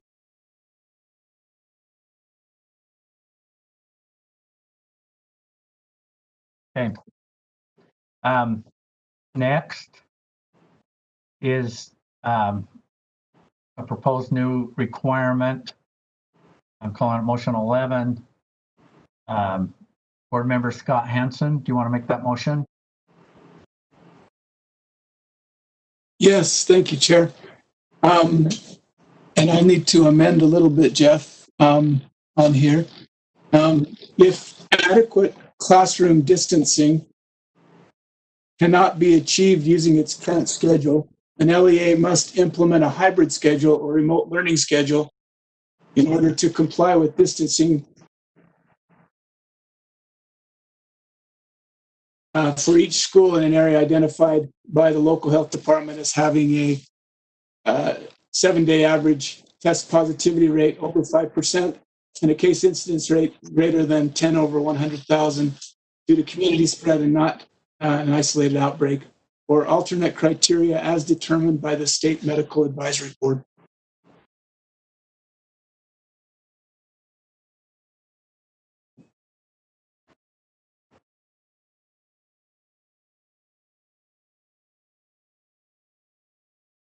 Is there a second? Jenny Gravett, second.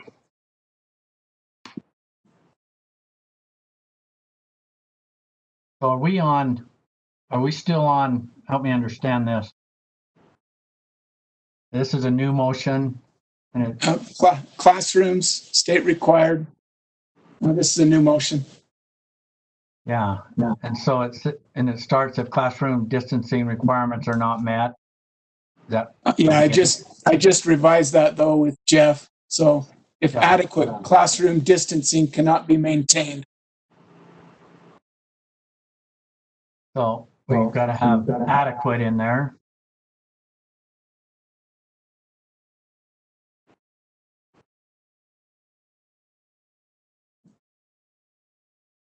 So if adequate classroom distancing requirements cannot be maintained using its current schedule. Okay, hang on. LEA.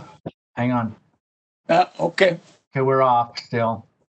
I'm talking faster than we're typing. Okay. Using its current schedule, an LEA must implement a hybrid schedule or remote learning in order to meet or maintain adequate distancing of 30 square feet or 20 square feet of plexiglass placed between the desks. And then the rest of it, that also needs to be revised. The language that we used on the one above.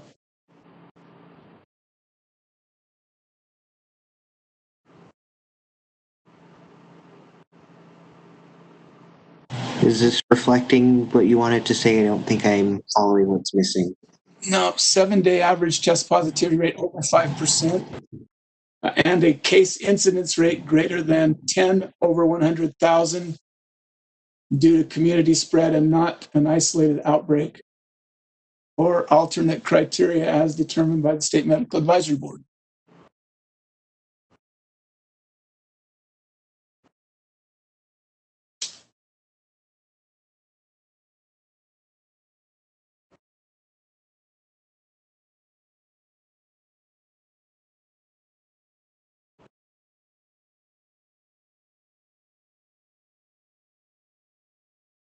I'm going through some other emails. Is this was this, Jeff, was this already as part of, or is this just all new? I'm just trying to catch up on. This is new. There were two motions from Scott Hansen that were very similar. This is the second one. I've already deleted the one that just failed. All right. Okay.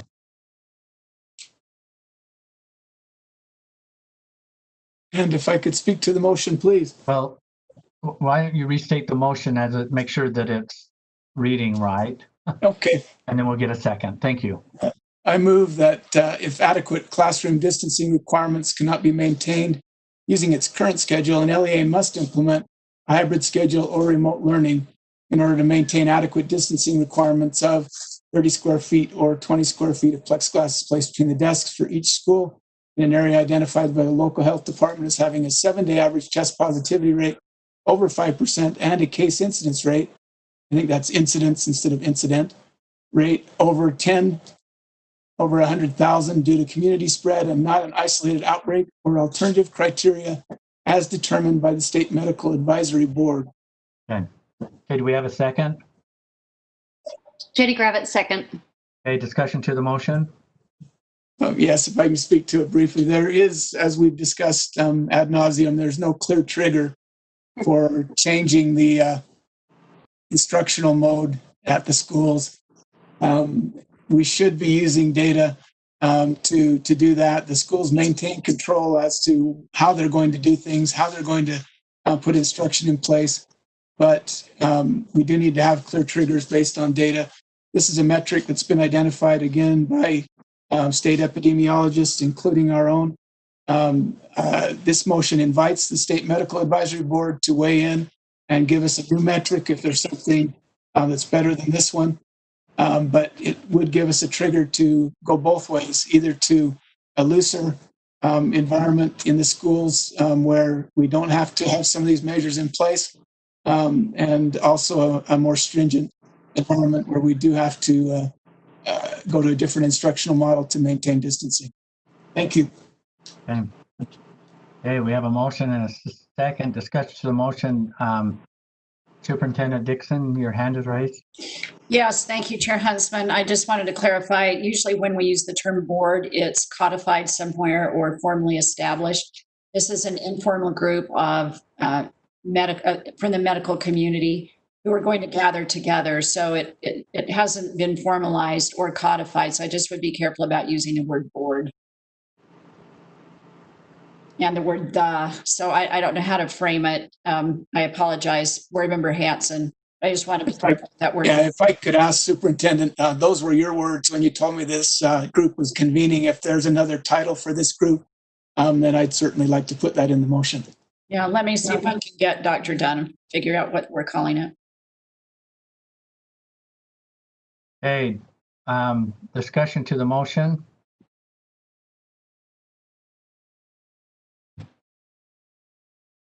Board Member Gravitt. Yeah, thank you. I would just say again, I mean, this goes to group size and being able to physically distance. For me and for many, many teachers, the number one thing you can do to help us teach kids well and meaningfully is to give us the means to distance kids, which means maybe a hybrid schedule or something like that. And this does it with science and data, and it will help us stay in the classroom longer before we get sick and have to go home. So I'm almost begging at this point. Thank you. Board Member Earl.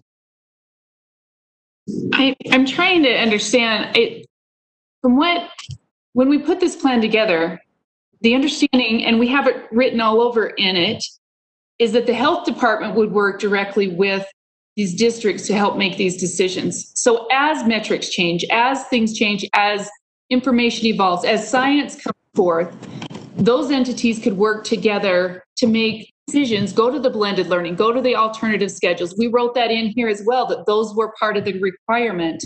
So I'm trying to understand where are the role of the health department, and where our role is, and then also where the local district's role is in relationship to that and to the community. So I don't know, I feel like we're weaving back and forth into areas that others have a role in, but not necessarily, as we set things, we may not be able to easily move them either. Vice Chair Brittany Cummins.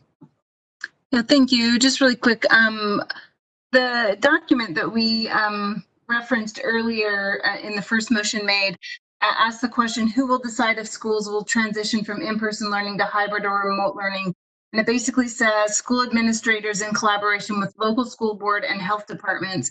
And then it gives a list, more than just the two given here, of what the considerations will be as far as transitioning from hybrid, the original schedule, the hybrid, to closing schools. And I believe most school plans have all of those possible eventualities written into the plans. So I speak against this motion and in favor of what's already part of the plans that are there, as well as the document that we referenced earlier. Board Member Scott Nielsen. And Brittany said what I was thinking perfectly, so I don't have a comment. And Board Member Marsh. Thank you, Chair Huntsman. I think we've got to still look back to the fact that the local people care about those kids. They see those kids, they see those teachers, they see those employees every day. They care about them, they work hard for them. Prime example, Salt Lake School District, they're going online. They're in an area that has been hit really hard with the COVID pandemic. I think that their board has reacted appropriately, and they've made that change, being the only one standing out there by themselves, but still making the right decision for that. I still think that we're showing a little bit of distrust for our local school boards, local superintendents, and administrators in making a choice and a decision for what's best for their schools with what they have to work for, because we can't swell or shrink buildings. We only have what we have. And I would encourage others to vote against this. I'm just going back through there. Superintendent Dixon, your hand's up. I think Scott, yours is still up. Board Member Hanson on the motion is up. Are you? And Board Member Gravitt, your hand's still up. Mine's supposed to be still up. Okay.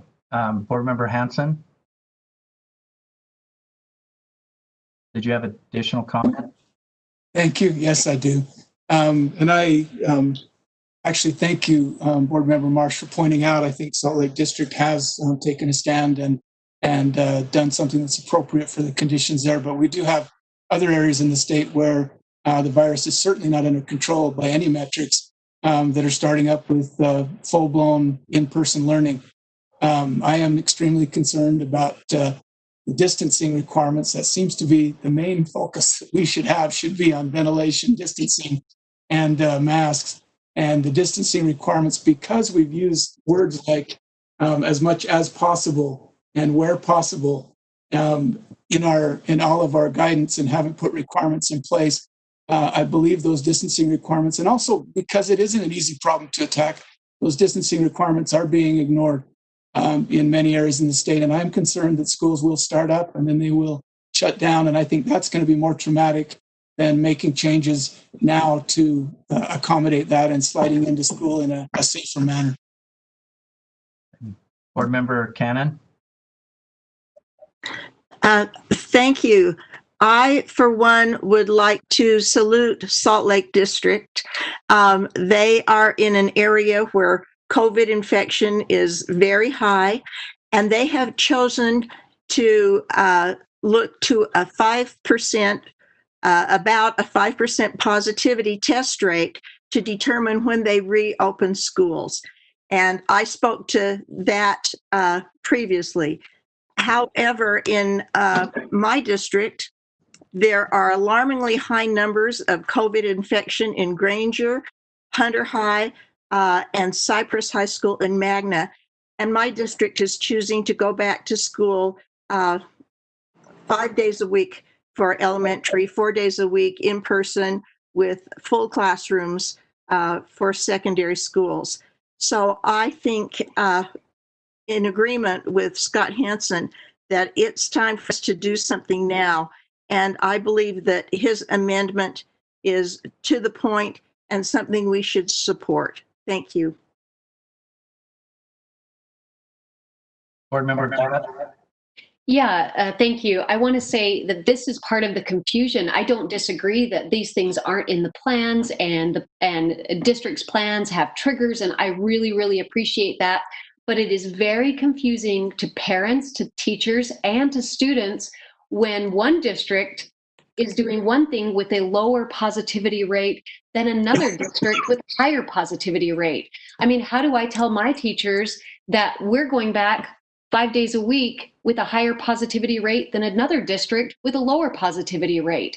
It's so confusing, and it just feels anti-science, and it's the one thing that would help so much to have some sort of metric that says, no, this isn't safe. If you're at a 6.8 positivity rate and you're going back 5 days a week, that's not safe. The science tells us that. So I'm glad the plans have that in there, but we don't know what the triggers are.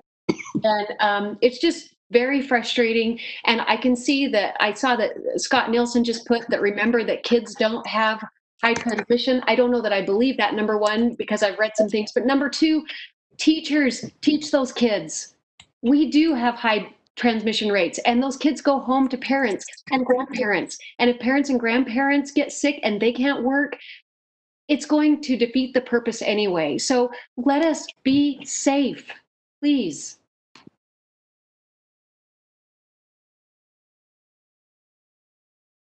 Okay, I'm not seeing any other hands. The motion before the board that is to add the requirement if adequate classroom distancing requirements cannot be maintained using the current schedule, an LEA must implement a hybrid schedule or remote learning in order to maintain adequate distancing requirements of 30 square feet or 20 square feet if plexiglass is placed between the desks for each school in an area identified by the local health department as having a 7-day average test positivity rate over 5% and a case incident rate over 10 over 100,000 due to community spread and not an isolated outbreak or alternate criteria as determined by the State Medical Advisory Board. Chair Huntsman, Yes. Scott Hanson. Maybe we could do this without objection, but I have some information from our superintendent that is the State Medical Advisory Group. And instead of determined, I think that recommended alternate criteria as recommended by the State Medical Advisory Group. And that's my mistake to couch that as a board. Okay, without objections, we'll change that to as recommended by the State Medical Advisory Board. Is the second still good? I think that was, who did the second? It was Jenny. I think I did. I'm still good. Okay, so that's the motion before the board. At this time, please vote.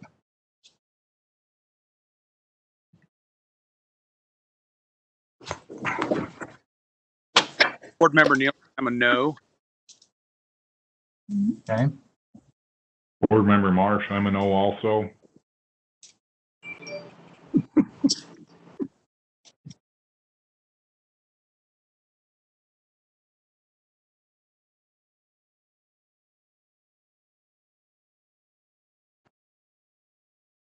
The motion doesn't pass. The yay votes are Board Member Hanson, Board Member Thorpe, Board Member Gravitt, Board Member Lear, Board Member Cannon. The nay votes are Board Member Bolter, Board Member Marsh, Member Haynes, Member Newell, Member Belknap, Member Earl, Member Nielsen, Vice Chair Cummins, Board Member Huntsman. The next, did you get that, Lorraine? Yes. Okay. The next proposed motion under school reopening plan requirements and recommendations, school setting mitigation tactics. Member Scott Hanson has proposed motion on title 11. As you're bringing this up, Board Member Hanson, you want to make your motion?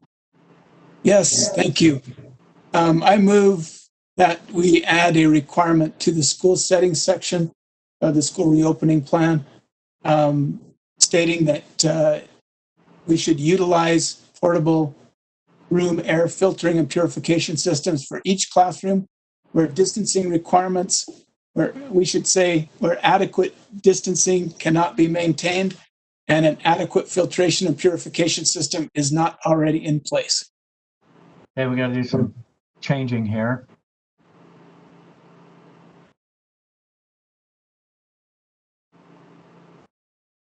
Do we have a second? Lear. Okay, second, Board Member Lear. Board Member Hanson is. May I speak to the motion? Oh, yes. Is it reading the way that you stated? Yes. Okay, very good. And speak to the motion. Okay, again, we talked about the aerosol spread being a prime concern. We have many old buildings. We've heard from many teachers and parents about the conditions in their schools, lack of air conditioning, lack of windows in many schools, lack of windows that open, inadequate air conditioning systems. I know there has been a lot of work done to try to improve those. If we're not at an adequate level as determined by the LEA, then this motion would require that the LEA put portable room air filtering and purification equipment into each room. That's available for costs for a cheap home unit, which would not be adequate for many settings, $50. Commercial units start at about $200 and go on up to thousands, but for $200 to $400 or $500, a classroom air filtration system could be put in place. This, I believe, is the minimum that we could do to allow some level of safety for our students and our teachers who are going to be cooped up in those classrooms for several hours in close proximity every day. Thank you. Discussion to the motion, Board Member Earl. Superintendent, I'm wondering if there's any way that we can get a number of the needs from LEAs. I don't see a reason for us to mandate this, but there's no reason why we can't assist in supplying this item with our funding that we have available. So similar to the thermometers that we purchased, I can see us assisting with this. I don't see a mandate for the LEAs on this one, but I think we could help in the procurement of it. Superintendent, do you want to respond? Yeah, I'm happy to check into it. We haven't had any of the LEAs request that as an item when we've asked them what they needed, but we'll be happy to go back and check. Okay, Board Member Lear. Thank you. As all of us have been reading this and seeing the developments of the science on these issues, the one issue that I note that is the greatest growing concern is the transfer of the virus by aerosol, by droplets, that is exacerbated when air is recycled without being filtered in a room. And I think we're underestimating the challenge of that. I think that, as Jenny Earl points out, we could perhaps help schools buy these units. This is a very small matter. I find this a lot more important than the multiple cleaning of hard surfaces, which more and more medical professionals are telling us the virus doesn't exist very long at all on low touch hard surfaces, but they are consistently and increasingly telling us that when small groups are together, raising their voices as children do in classrooms, that is what spreads this virus. And again, these children, we believe, are spreading it, though they may not be contracting it. And we have many employees in the buildings. We also have these children going home to sometimes compromised family members. And I think this is the least we can do for all of these children, is to encourage and in fact direct LEAs to do this where they can't physically distance or choose not to. Okay. I'm not seeing any other hands raised. The proposed motion before the board, we'll be voting on it, is to add under school settings on mitigating tactics to read, utilize portable room air filters and purification systems for each classroom for adequate distancing cannot be maintained, and an adequate filtration and purification system is not already in place. On this proposed motion, board members, please vote. This is Board Member Nielsen. I am a no. Board Member Marsh, I'm a no. Okay, the voting is complete. The motion does not pass. The yeas is Board Member Hanson, Board Member Thorpe, Member Gravitt, Member Lear, Member Cannon, Member Newell. The nays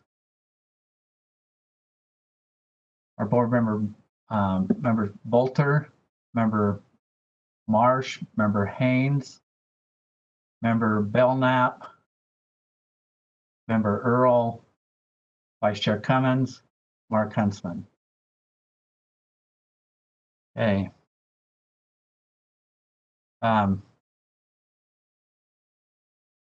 Jeff, how many more proposed motions do we have? There are 19 total. This will be number 12. Okay. I'd say 10-ish. Okay. The next proposed motion is under school setting mitigation. Let's see, tactics. No, it's down to transportation state required. Board Member Hanson, do you want to make the motion? I do, thank you. I move that we add a requirement to the transportation section of the school reopening document that reads, we should provide at least one empty row between each family group during bus transportation, or limit bus usage to 50% of capacity for bus routes that transport students attending schools located in an area identified by the local health department as having a 7-day average test positivity rate over 5% and a 10 over 100,000 case incidence rate due to community spread and not an isolated, excuse me, that should be the same language we used before, Jeff, and a case incidence rate greater than 10 over 100,000 due to community spread and not an isolated outbreak or alternative criteria as determined by the state or as recommended by the State Medical Advisory Group.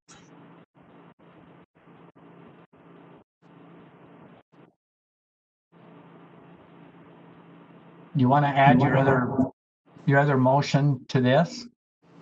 Or do you want to keep them separate? No, I'd like to take them separately, please. Okay. I second this motion. Okay, we have a motion and a second. Do you want to speak to the motion? Board Member Hanson. Thank you. I think when we look at danger areas, certainly our buses are one of the most dangerous areas for spread of COVID.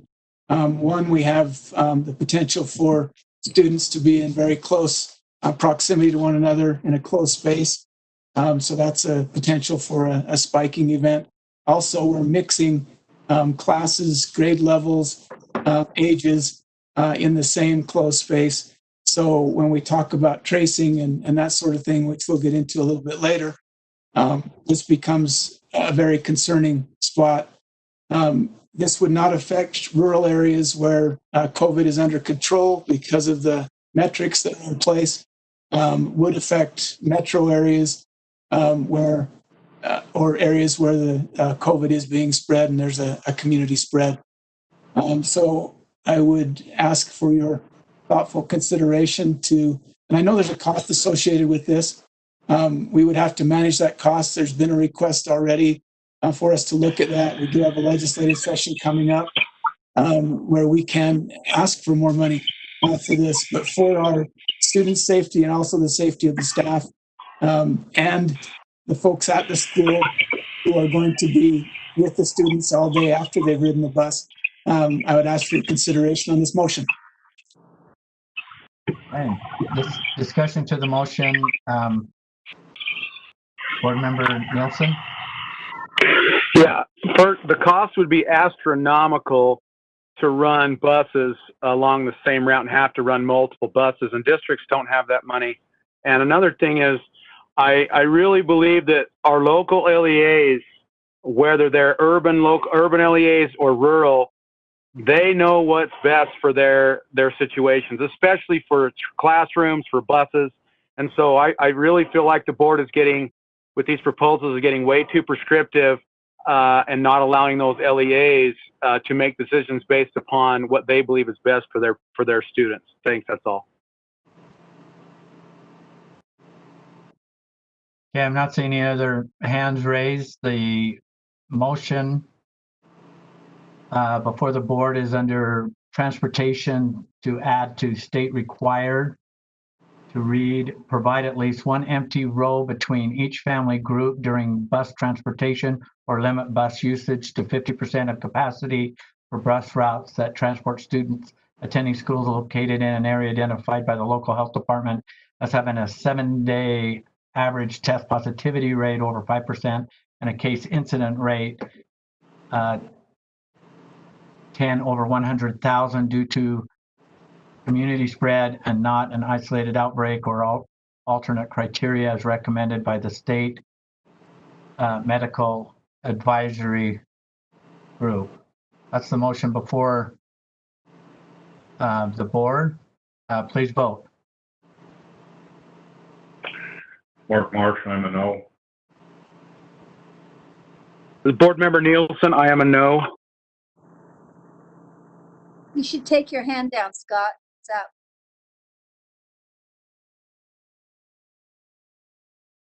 My bad.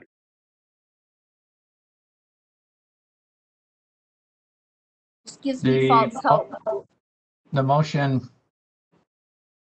motion does not carry. The yay votes are Board Member Hanson, Member Thorpe, Member Gravitt, Member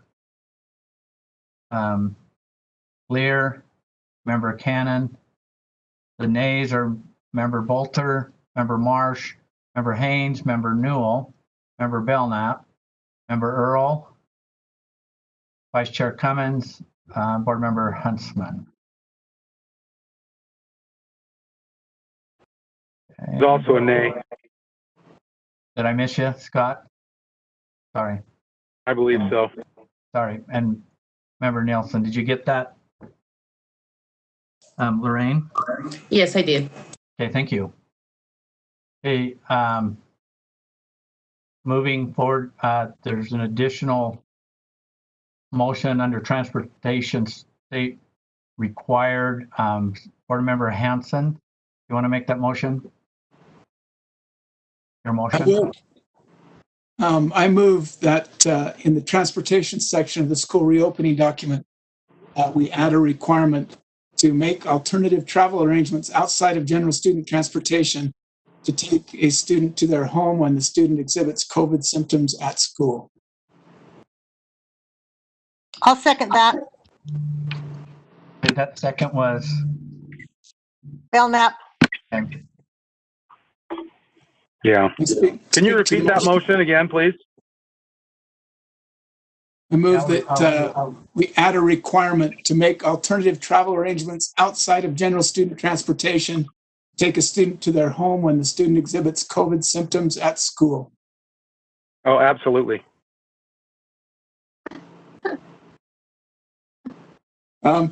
Speak to the motion, Chair. The motion. This one in the COVID handbook that came out from the health department stated that if parents couldn't come to pick up the child, that the child should be placed in a mask and put on the bus to go home.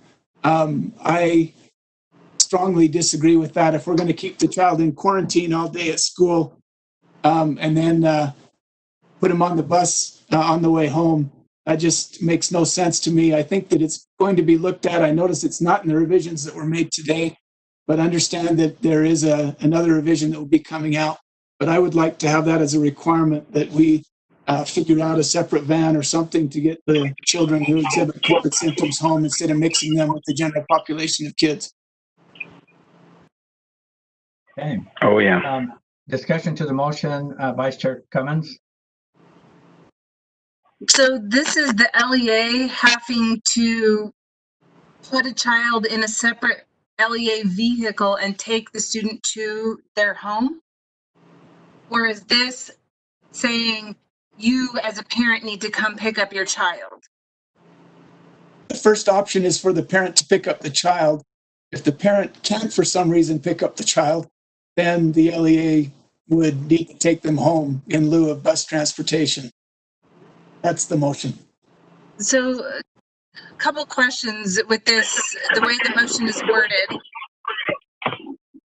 Coming from a charter school perspective, most charter schools don't offer general student transportation, but it's sounding like even charter schools are required to provide transportation for a COVID symptomatic student.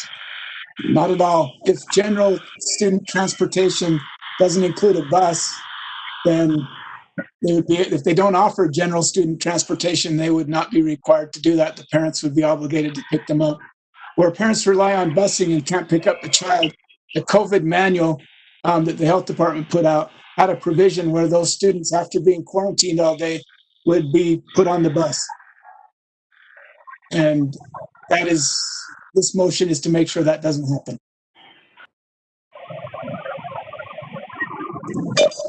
Did that answer your question, Vice Chair Cummins? Yeah, well, I guess the question is do LEAs have these types of vehicles available to take students home? To some students, possibly quite long distances in a vehicle other than a bus. And I'm just, this is a requirement, not a recommendation. And we don't, can anybody answer if these vehicles are even appropriate or, available? Because you could have two students that are symptomatic at a school in opposite ends of your school district. And how do you get them there? I'm just curious if these vehicles are even available.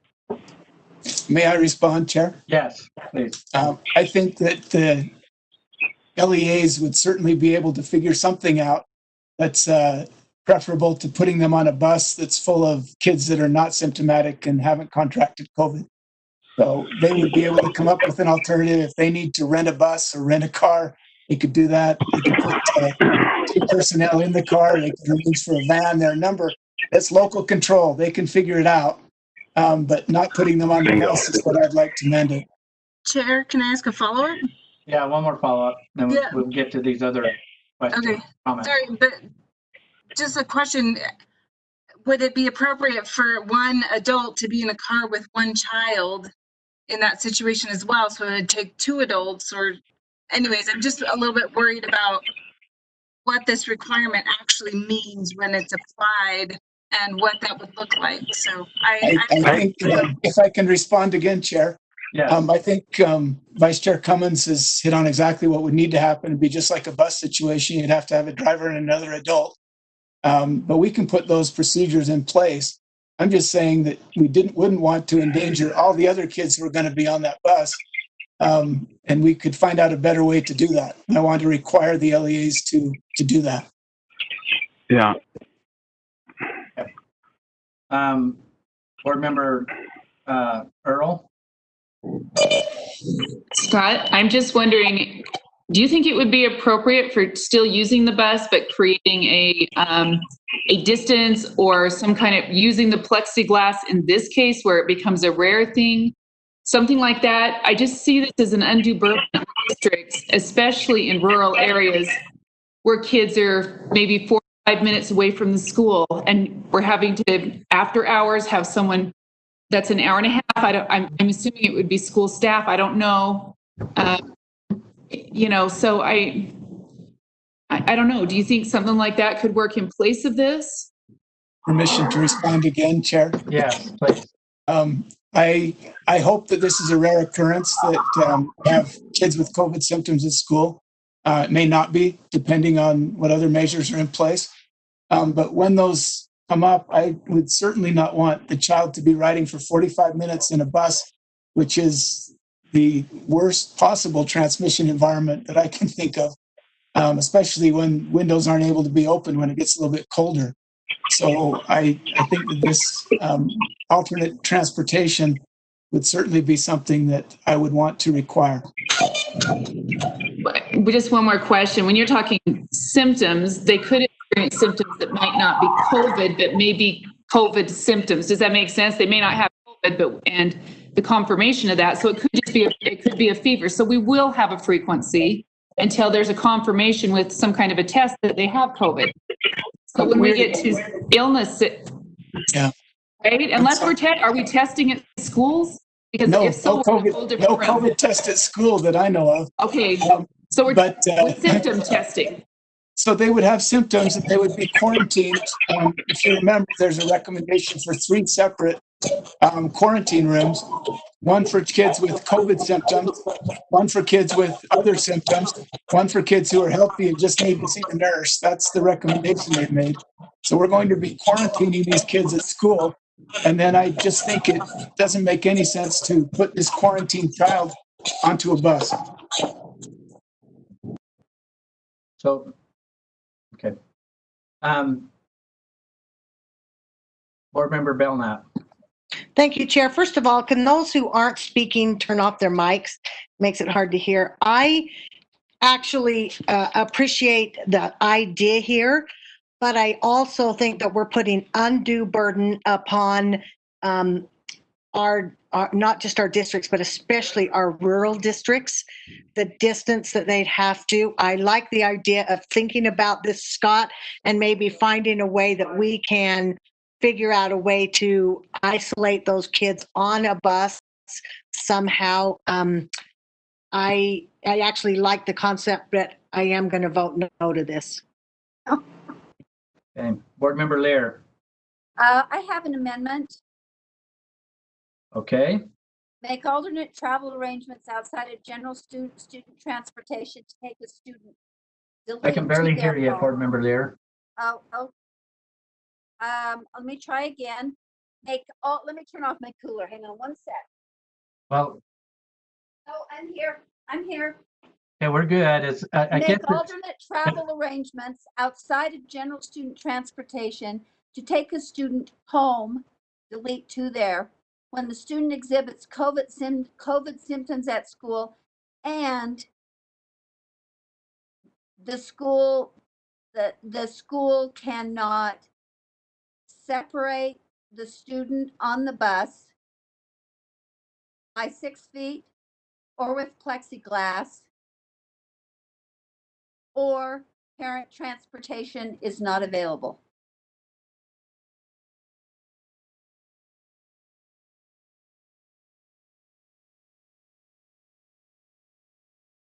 Can you? Yes, it looks like it's good. Okay, we have a proposed amendment. Is there a second? Second, Board Member Cannon. Okay, Board Member Lear, you want to speak to your proposed amendment? Yes, I think this addresses some of the practicality concerns that some board members have expressed. I personally think that safety and health always trumps practicality, and I trust LEAs to make this work. But I think this gives them LEAs options where they can appropriately, not just to the best possible distance, but appropriately distance, or provide plexiglass, or request parent transportation. And again, I think we owe that to the safety of all the other students who would be on a closed bus with that student, with one student, yes, with just the symptoms. Okay, we have a proposed amendment. Discussion to the proposed amendment. Board Member Nielsen, your hand is raised. Board Member Lear, your hand's still raised. Yeah. No, mine was for the previous motion. I'll lower that. I am in support of this, though. Yeah.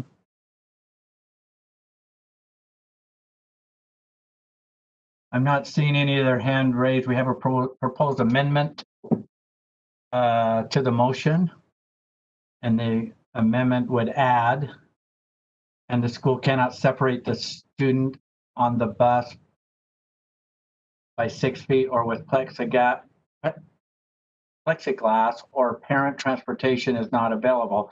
So the motion would read with this amendment, make alternate travel arrangements outside of general student transportation to take a student home when the student exhibits COVID symptoms at school and the school cannot separate the student on the bus by 6 feet or with plexiglass, or parent transportation is not available.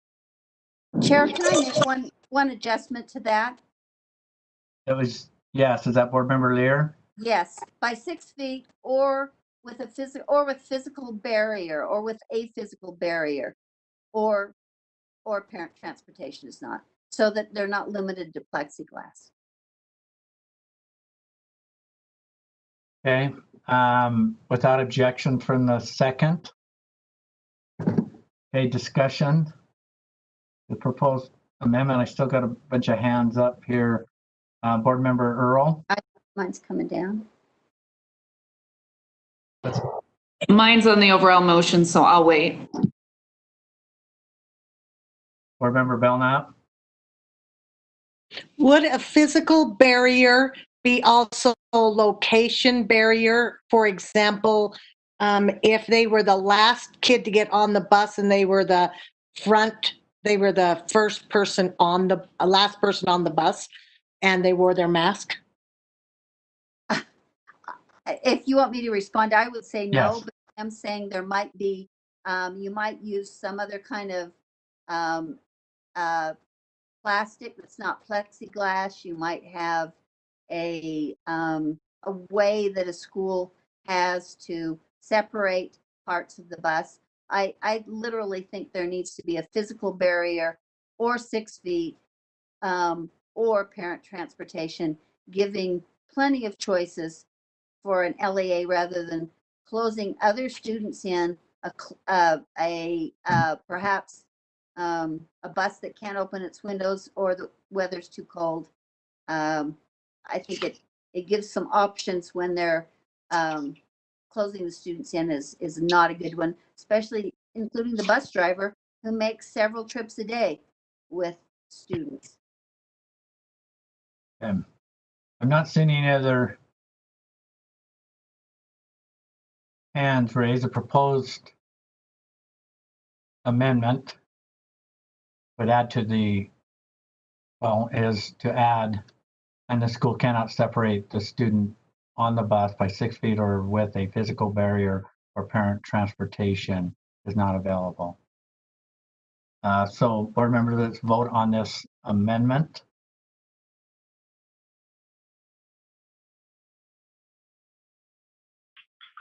This is Board Member Nielsen. I am an aye.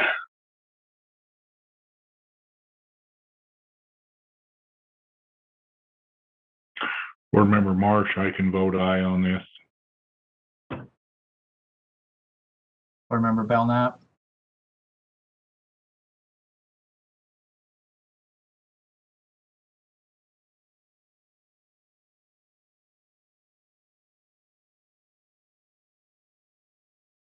The motion passes. The motion for the amendment. The ayes are Member Huntsman, Member Vice Chair Cummins, Member Earl, Member Hanson, Member Thorpe, Member Rabbit, Member Belknap, Member Lear, Member Cannon, Member Newell, and Member Marsh. The nays are Mark, I was an aye. Oh, Board Member Nielsen? Yes, I was an aye. So the nays were Board Member Bolter, Member Haynes. Is Member Marsh a nay? He was an He's aye. an aye. He's an aye. I paid attention. I'm an aye. There's two nays. Board Member Haynes, Board Member Bolter. Did you get that, Lorraine? Yes, I've got it now, thanks. So now we have the amended motion, which is under transportation state required, that reads, make alternate travel arrangements outside of general student transportation, take a student home when the student exhibits COVID symptoms at school and the school cannot separate the student on the bus by 6 feet or with a physical barrier or parent transportation is not available. I'm not seeing, let's see. Board Member Belknap, is your hand raised? Yes, it is. Okay. Okay, so I just want to throw on the table that I'm going to be voting no, and I'll tell you why. Because I don't know where they're supposed to get another vehicle, nor an adult, or especially two adults, to get into a vehicle with a student. I just can't. I can't vote yes to this. I'm sorry. Okay. I'm going to call for a vote on this. I'll restate the amended motion. This is under transportation, under state required, and it reads, make alternate travel arrangements outside the general student transportation to take a student home when the student exhibits COVID symptoms at school, and the school cannot separate the student on the bus by 6 feet or with a physical barrier or parent transportation is not available. Board members, please vote.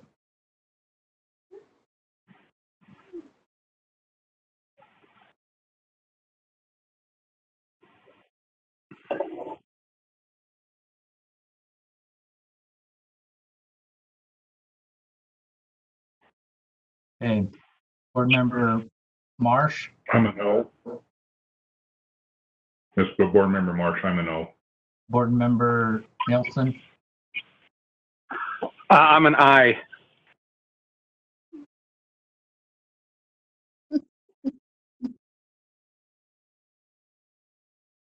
okay, the motion doesn't pass. The ayes are Board Member Scott Nielsen, Board Member Hanson, Board Member Thorpe, Board Member Gravitt, Board Member Lear, Board Member Cannon. The noes are Board Member Bolter, Marsh, Board Member Haynes, Board Member Newell, Board Member Belknap, Board Member Earl, Vice Chair Cummins, and Board Member Huntsman.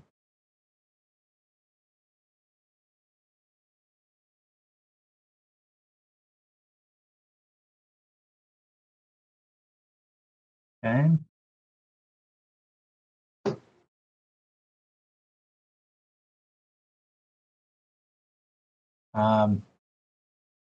Jeff, do we have proposed? Is there any other proposed amendments that board members have submitted? Yes, we're on motion 14 of 19. 14 of 19. Correct. Okay, we are going to, board members, we're going to take a 10-minute break.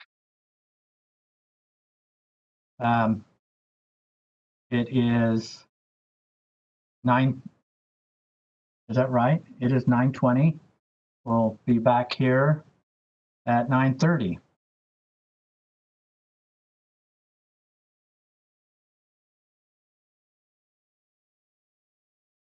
I suppose this is our dinner break, right?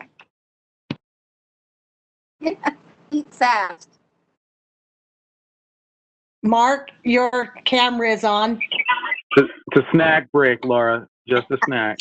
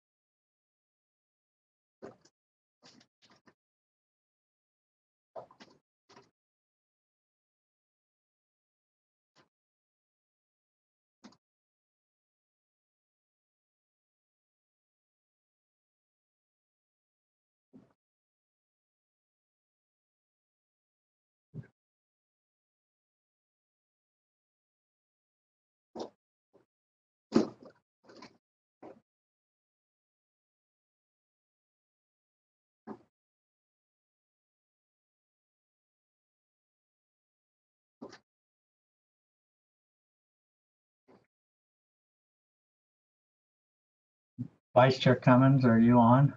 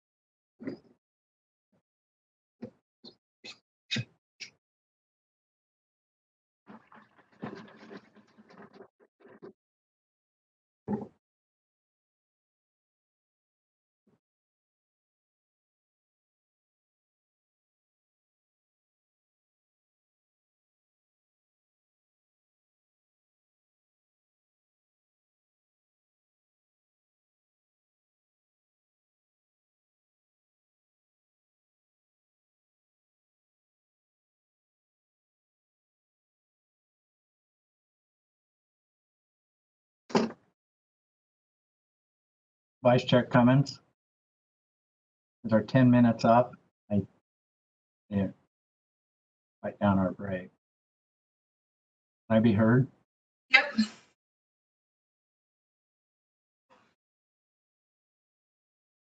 Was that you, Brittany? Yes, sorry. Oh, okay. Are we ready to begin? Or- I'm ready. Okay. Jeff, are you ready? I am. Okay.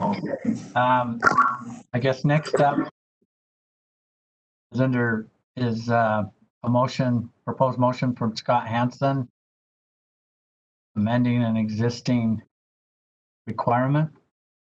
Board Member Hansen, do you want to make a motion?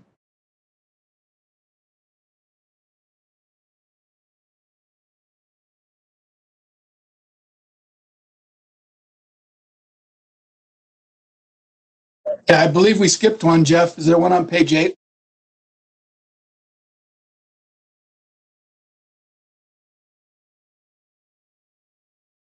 There was one dealing with symptom monitoring.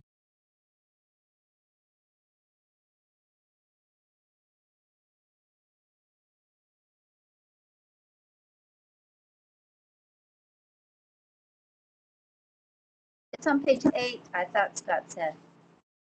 Yeah, go. There we go.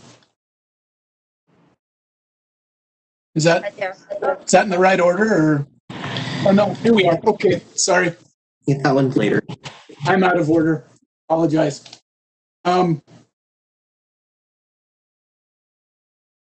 Okay. I'm ready to go, Chair Huntsman. That's motion 14, according to the list. Okay. And this is amending an existing requirement under large group gathering and assemblies under state required. Board Member Hansen, please feel free to make your motion. Thank you. I move that we add a requirement to the large group gathering section of the reopening document stating that LEA shall submit a plan to local health departments in advance of all group gatherings, including athletic events, which include a plan for limiting attendance, distancing, facial coverings, contact tracing, assigned seatings, and enforcement of alternate criteria as recommended by the state medical advisory group. Is there a second? Oh, sorry, I don't think that's supposed to be there, Jeff, that alternative and enforcement. Cuts off it and enforcement.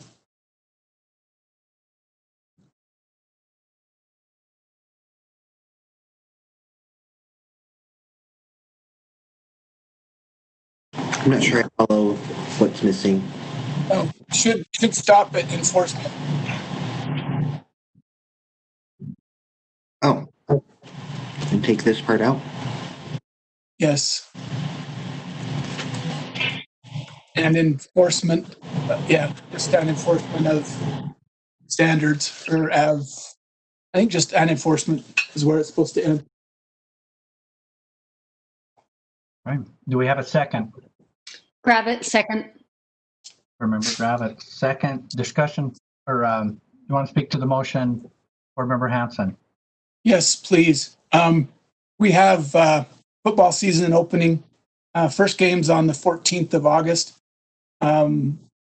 I spoke with our local health department up here in the Ogden-Weber area. I learned that there's been no consultation about how those events are going to be handled. And I bring this up because these will probably be, we have up to 6,000 fans that are allowed to come under the High School Sports Association guidelines. These will be the largest gatherings that we've had probably in Weber County since March, since the COVID pandemic kicked off. There's been no contact between the schools and the local health department to discuss how we're going to handle that.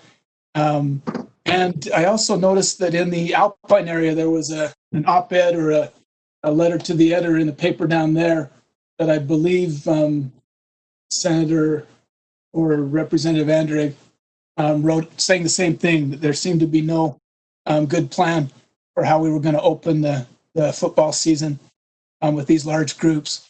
So again, talking about trying to avoid super spreader events where we have lots of people together in one place, very difficult time tracing, very difficult time enforcing distancing and facial coverings.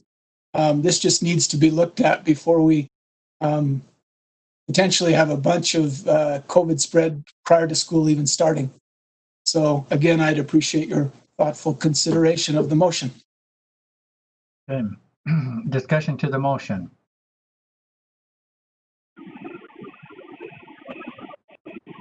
I'm seeing none. Board Member Hanson is, oh, your mic's on. Okay. I don't think you're muted. Okay, I'm not seeing any discussion to the motion, so the motion before the board is to amend the existing requirement under large group gathering and assemblies to read where it says state required. LEAs submit a plan to local health departments in advance of all group gatherings, including athletic events, which include a plan for limiting attendance, distancing, facial coverings, contact tracing, assigned seating, and enforcement. No way, very cumbersome. I'll call this. Let's see. I'm just double checking hands here. Board Member, or say Superintendent Dixon, is your hand raised? I do have my hand raised, and I apologize. I'll try and get really close. My air conditioning is on. Can you hear me okay? Do you have a comment? Yes. Before I call for a vote. I wanted to get clarification on something. I thought I heard Board Member Hanson say that health departments haven't been consulting with schools on their athletic events and activities. Just need clarification because the health directors and superintendents I've spoken with have been consulting and have plans for all of these games starting up. So I just wanted to make sure I heard that clearly. Yeah, I can respond. Yes, please. I spoke with the local health departments up here, and they said the schools hadn't reached out to them on the games that are starting on the 14th. So that's just information from my area. I also noticed, and I can pull up the article, but there's an article in the Lehigh newspaper. Hang on just 1 second. I'll read to you from that opinion. So I don't think it's just my area. So this was yesterday or published on August 5th. Jake Anderegg, Utah State Senate, saying high school sports, vacuum of leadership. And it appears that the board and the local health department are not, in his opinion, working together there to govern or oversee the opening games that are starting. So that's the information I have. If it's already in place, it wouldn't require any additional work by the LEAs to do this if they've already done it. If they haven't, then we sure better do it because, as I said, these will be the largest gatherings that I'm aware of that have happened in many months.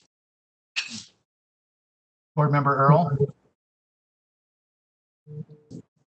So I'm actually looking at the Utah High School, what is it? Utah High School Athletic Association. They have guidelines 2.1. They came out July 28, 2020 with new updated from the governors. Now I'm just looking at this fresh, so I haven't read the whole thing, but it has orange phase, yellow phase, green phase. It outlines quite a bit of information. I haven't had time to read any of it, to be honest with you, but I'm just pulling this up. It talks about mass, small group, venue. Anyways, I'm just saying there are some things out there. I haven't looked at this thoroughly. I don't know if Laura can speak to it at all.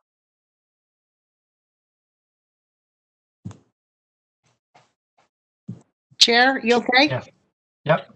Yeah, they have actually come out with it, and they're very clear about what you're supposed to do. And it actually talks a little bit about that you cannot require that of families, but you can of the students who come. And they have different ways to social distance the students at these events. Also, I have a really hard time with the word all group gatherings in here. Scott, that makes me, what does it mean by all group gatherings? And I think that's maybe a little bit of an undue burden, that term. If I can speak, Chair, I'd be happy to amend that. This is under the large group gatherings area. So large group gatherings is if we want to put group gatherings over 50 people or over 100 people even, it would be fine. The intent is to capture these large group gatherings such as athletic events and make sure that those are coordinated with the health department. Yeah, Scott, just follow up on that. Yeah, is that some areas would only allow 20, some would allow 50, and some would allow 100. So I don't know that we want to put a number either. So thank you for your effort there. Okay. Board Member Bolter?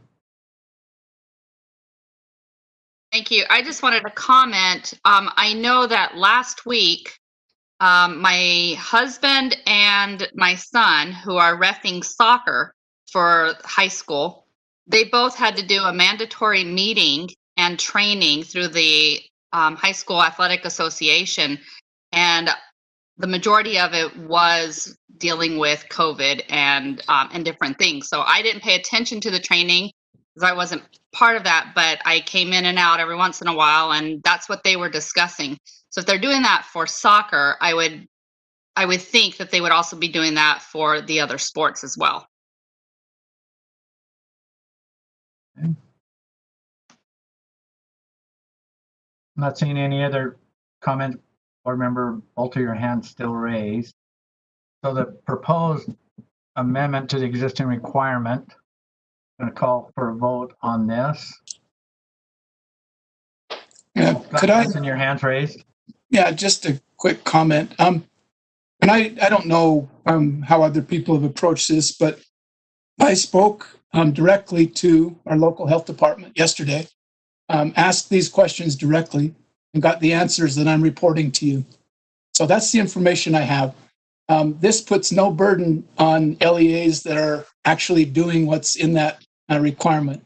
If they aren't doing what's in that requirement, then we are taking a huge risk with these large gatherings, and we should have a requirement in place. Thank you. Okay. Board Member Hanson, your hand's still raised.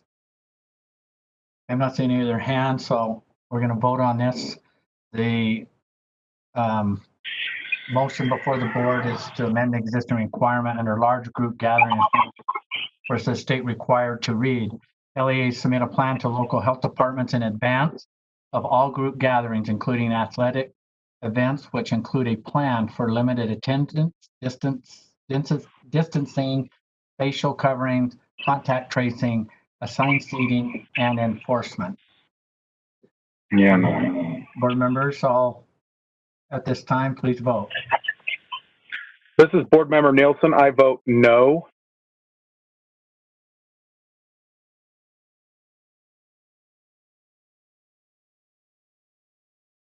I'm Board Member Marsh. No.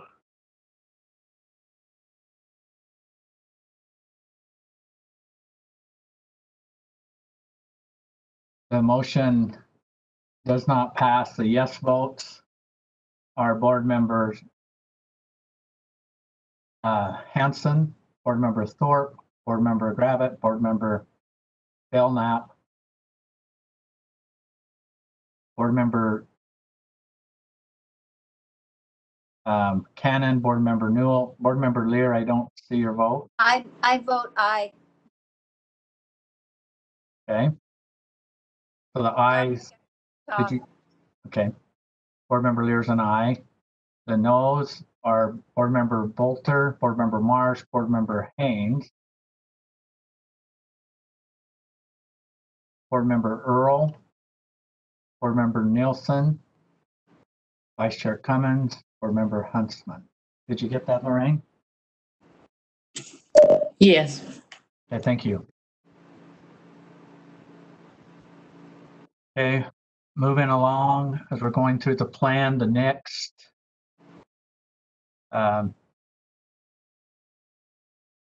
motion is under, I can't tell which one it's under.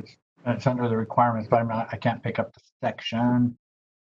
Symptom monitoring under state required. This is to delete an existing requirement. Board Member Belknap, are you making this motion?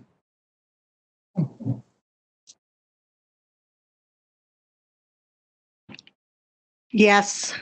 Now I just got to pull it back up. Sorry. I'm sorry. You just can't have everything up at once. It's just beyond. Okay. So I move to remove the following requirement under the monitoring for incidences section. Do not allow symptomatic individuals to physically return to school unless their symptoms are not due to communicable disease as confirmed by a medical provider. Okay. Is there a second?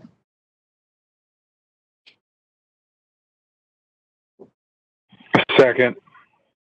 Who's that? This is Board Member Nielsen. I second. Okay, thank you. Want to speak to your motion, Board Member Belknap? Yes. The explanation for this is that the State Department of Health does not recommend using a medical note for students to return to school or employee to return to work.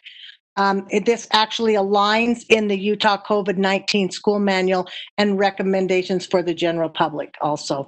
I could go into more details, but that will probably do for this time of night. Okay, discussion to the proposed motion.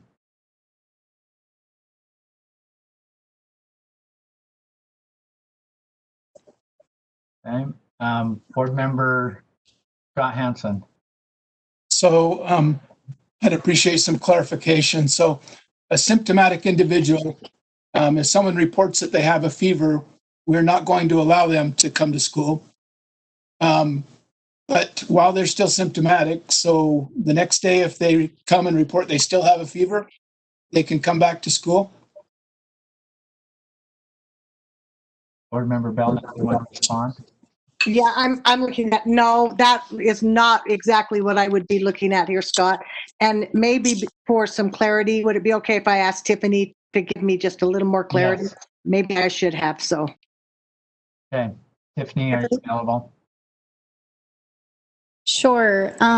So this would just remove the requirement that an individual be cleared by a medical provider in order to return to school. That places a significant burden on healthcare and public health systems.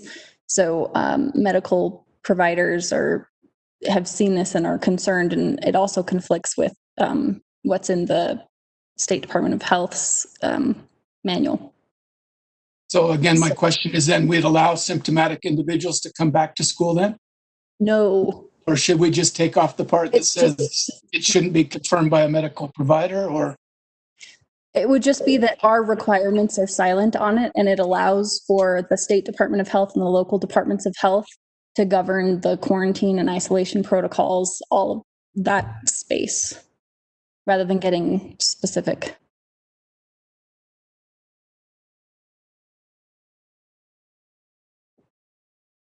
Board Member Gravitt? Hi, thank you. While I like the idea of knowing what everybody's temperature is, I don't know how we're going to do it. We don't have the personnel. I don't know what teachers are going to be able to do this.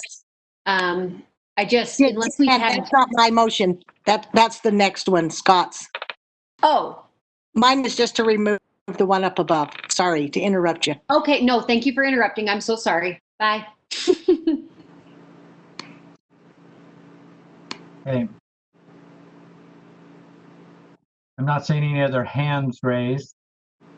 The proposed motion is to delete the existing requirement under symptom monitoring state required that states do not allow symptomatic individuals to physically return to school unless their symptoms are not due to a medical disease as confirmed by a medical provider.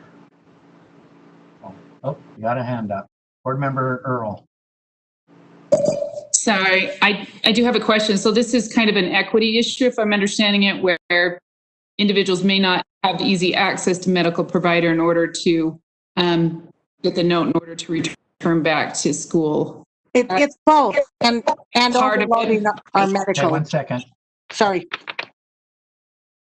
So did you want to finish, Board Member Earl? No, that was it. I just wanted to make sure I was fully understanding this because we don't want symptomatic Board Member students. Belknap? Yeah, and also it's equity, but it's also the ability for us not to overload the medical field as well. But if you look at the state requirements up above, it does talk about absenteeism, and also if you feel sick, stay home. So we have that's also education that we're supposed to be providing as well. We're not supposed to provide it, but it's supposed to be provided. Board Member Lear? I'm just trying to make sense of why this got in there to begin with. Does anybody have a recollection? I hear what you're saying about not everyone has a medical provider and all of that, but I'm just thinking it does make some sense to tell symptomatic individuals not to come to school.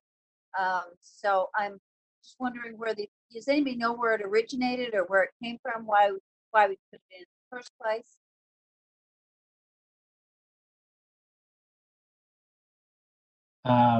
Tiffany, could you weigh in? Tiffany or Superintendent?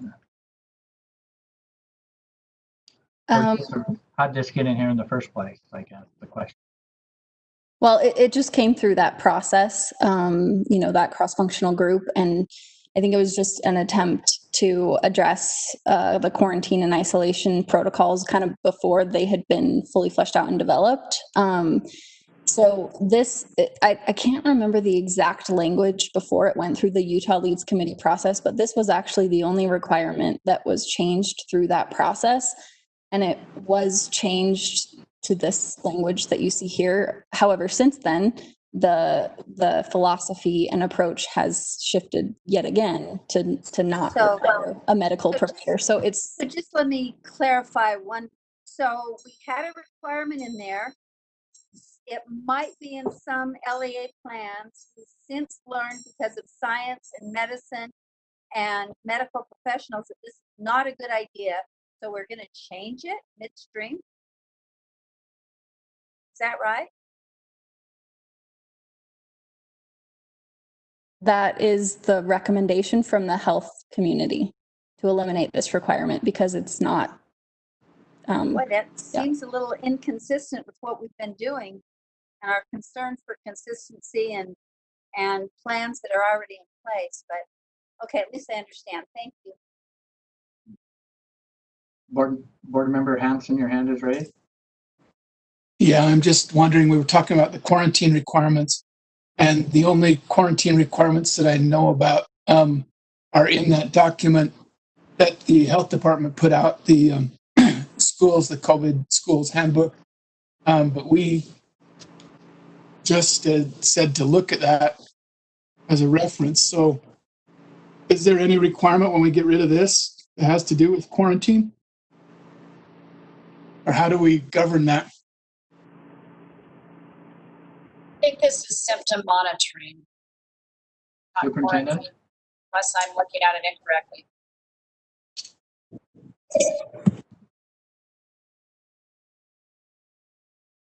Board Member Earl? So I might want to, I'm looking at making a motion. Just tell me what you think here on the one above it, educate and promote to staff and students instead of putting, if you feel sick, stay home, using the language that's in this, the symptomatic individuals should stay at home. So it'd use some of the language here. So we've still got that idea. So I guess that would have to be another motion though, because that's not a. That's it. Yeah. That's a specific amendment to this one, but it would use that language in place of the quotation marks. It would use the symptomatic individuals or to stay at home or something like that. Anyways, I'll do that in a minute when we're.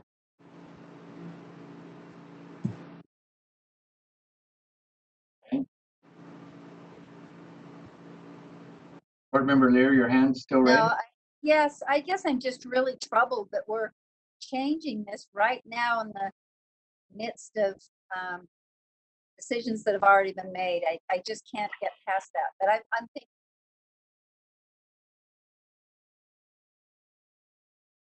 Board Member Scott Nielsen? Yeah, I moved the previous question.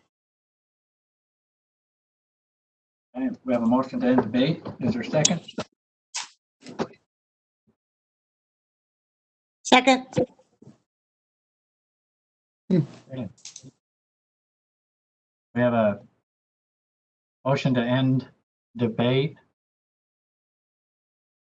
All those in favor, please vote. This is Board Member Nielsen. I'm an aye. Board Member Marsh, I'm an aye.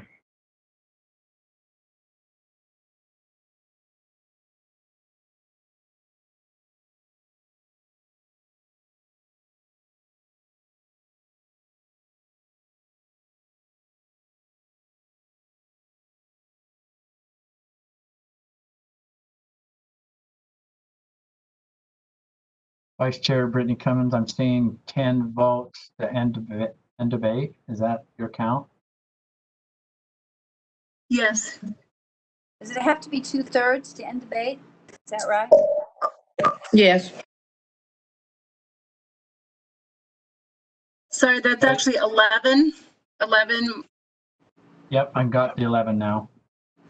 So the ayes to end debate is Board Member Bolter, Marsh, Haynes, Newell, Lear, Belknap, Gravitt,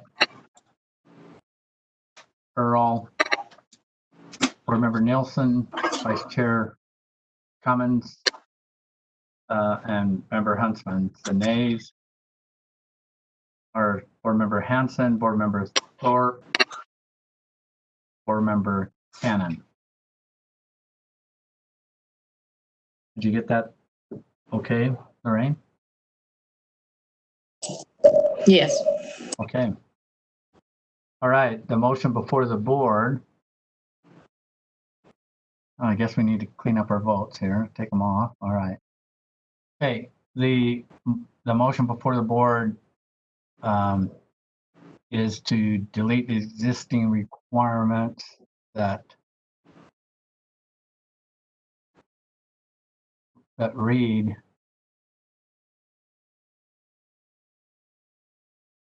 is it you have to just start with if you feel sick. I'm trying to catch up here. No. That's me being preemptive. Okay, I got it. I'm on. Hungry and a bunch of other things. Yeah, I'm getting it now. They delete the requirement, do not allow symptomatic individuals to physically return to school unless their symptoms are not due to a communicable disease as confirmed by a medical provider.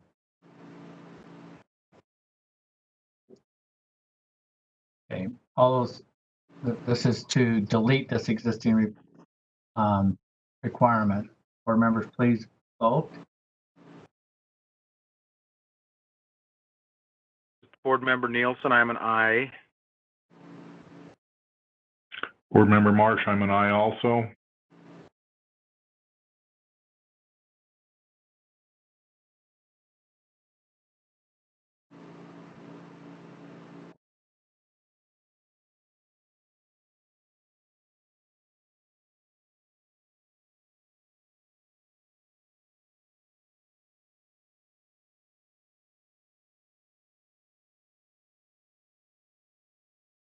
The motion passes. The ayes are Board Member Huntsman, Vice Chair Cummins, Board Member Nielsen, Board Member Earl, Board Member Belknap, Board Member Newell, Board Member Haynes, Board Member Marsh, Board Member Bolters. The nays are Board Member Cannon, Board Member Lear, Board Member Gravitt, Board Member Thorpe, Board Member Hanson.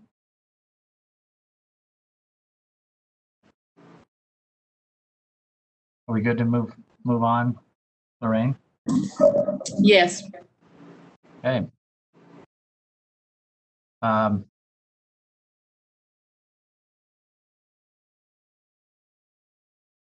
Right above that, I believe, I'm trying to just move to the document here. Board Member Earl, you had a, Yeah, I would make the motion that we include that similar wording up above where we have educate and promote to staff, students. Individuals experiencing symptoms should stay at home.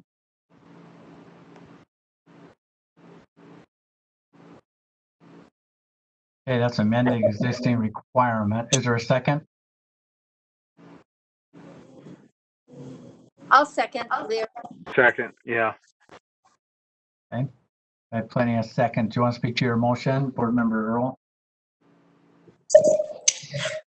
I think it just speaks to what the concern is, that if we're symptomatic, that should be at home, especially where we've removed the item below. I just think it's clear and it just articulates well.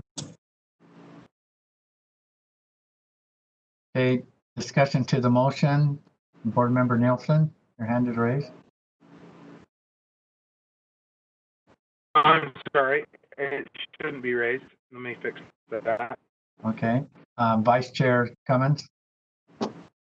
I'm in supportive of this general slogan of if you're sick, stay home. I think it's a catchy phrase, but in technical terms, what does it really mean? When you say individuals experiencing symptoms, does it mean all symptoms? Or if you have a cough that's due to maybe an asthmatic reaction to something, should you stay home, or are you able to find ways to work with your LEA? This is a requirement in this particular portion of the plans. And so I'm just worried about using a catchphrase that we're all using because it works and it's catchy. But when it comes down to real policy, do we really understand the implications of what this means? So I'm going to vote no. Board Member Hanson. I'm in support of the, excuse me, the motion. I just wonder if, when will the school districts, the LEAs, be required to update their policies and get those back to us?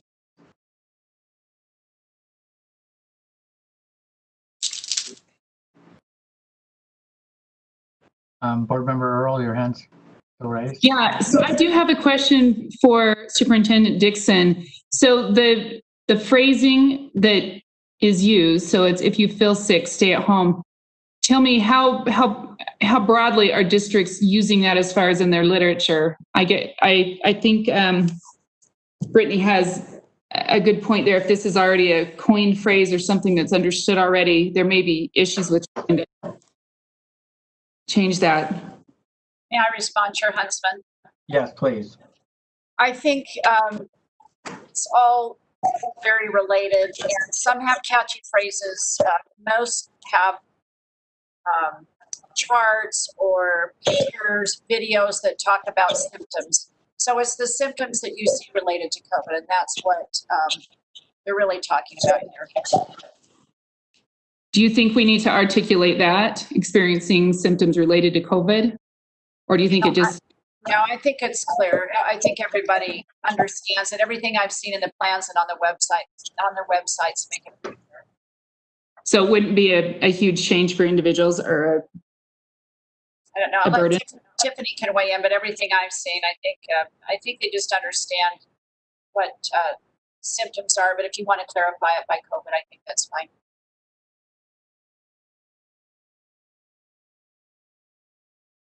Okay, I'm not seeing any other hands raised except for yours, Board Member Earl. So the proposed amendment to the existing requirement would read, educate and promote to staff and students, and it would read, individuals experiencing symptoms should stay at home. Is that correct? Is that how I believe I got that right? Yes. That's a proposed amendment to the existing requirement. Not seeing any other discussion. So let's, board members, let's vote on this proposed amendment.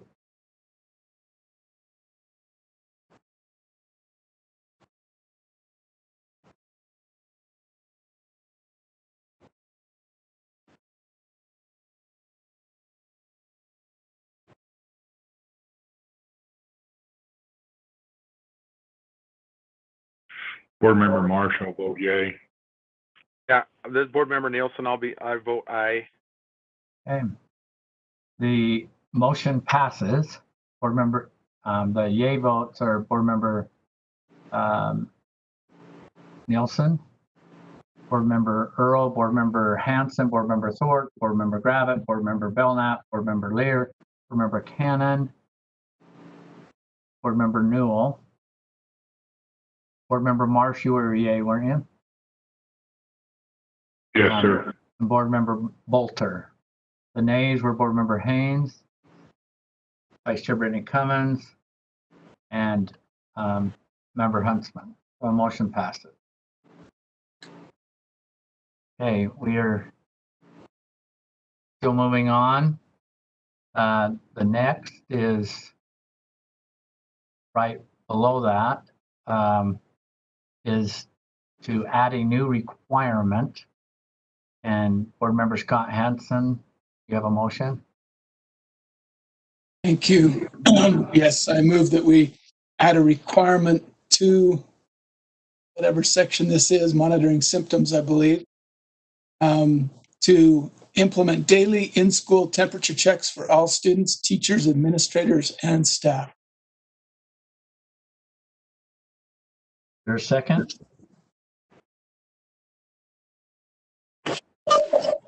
Second, Board Member Cannon.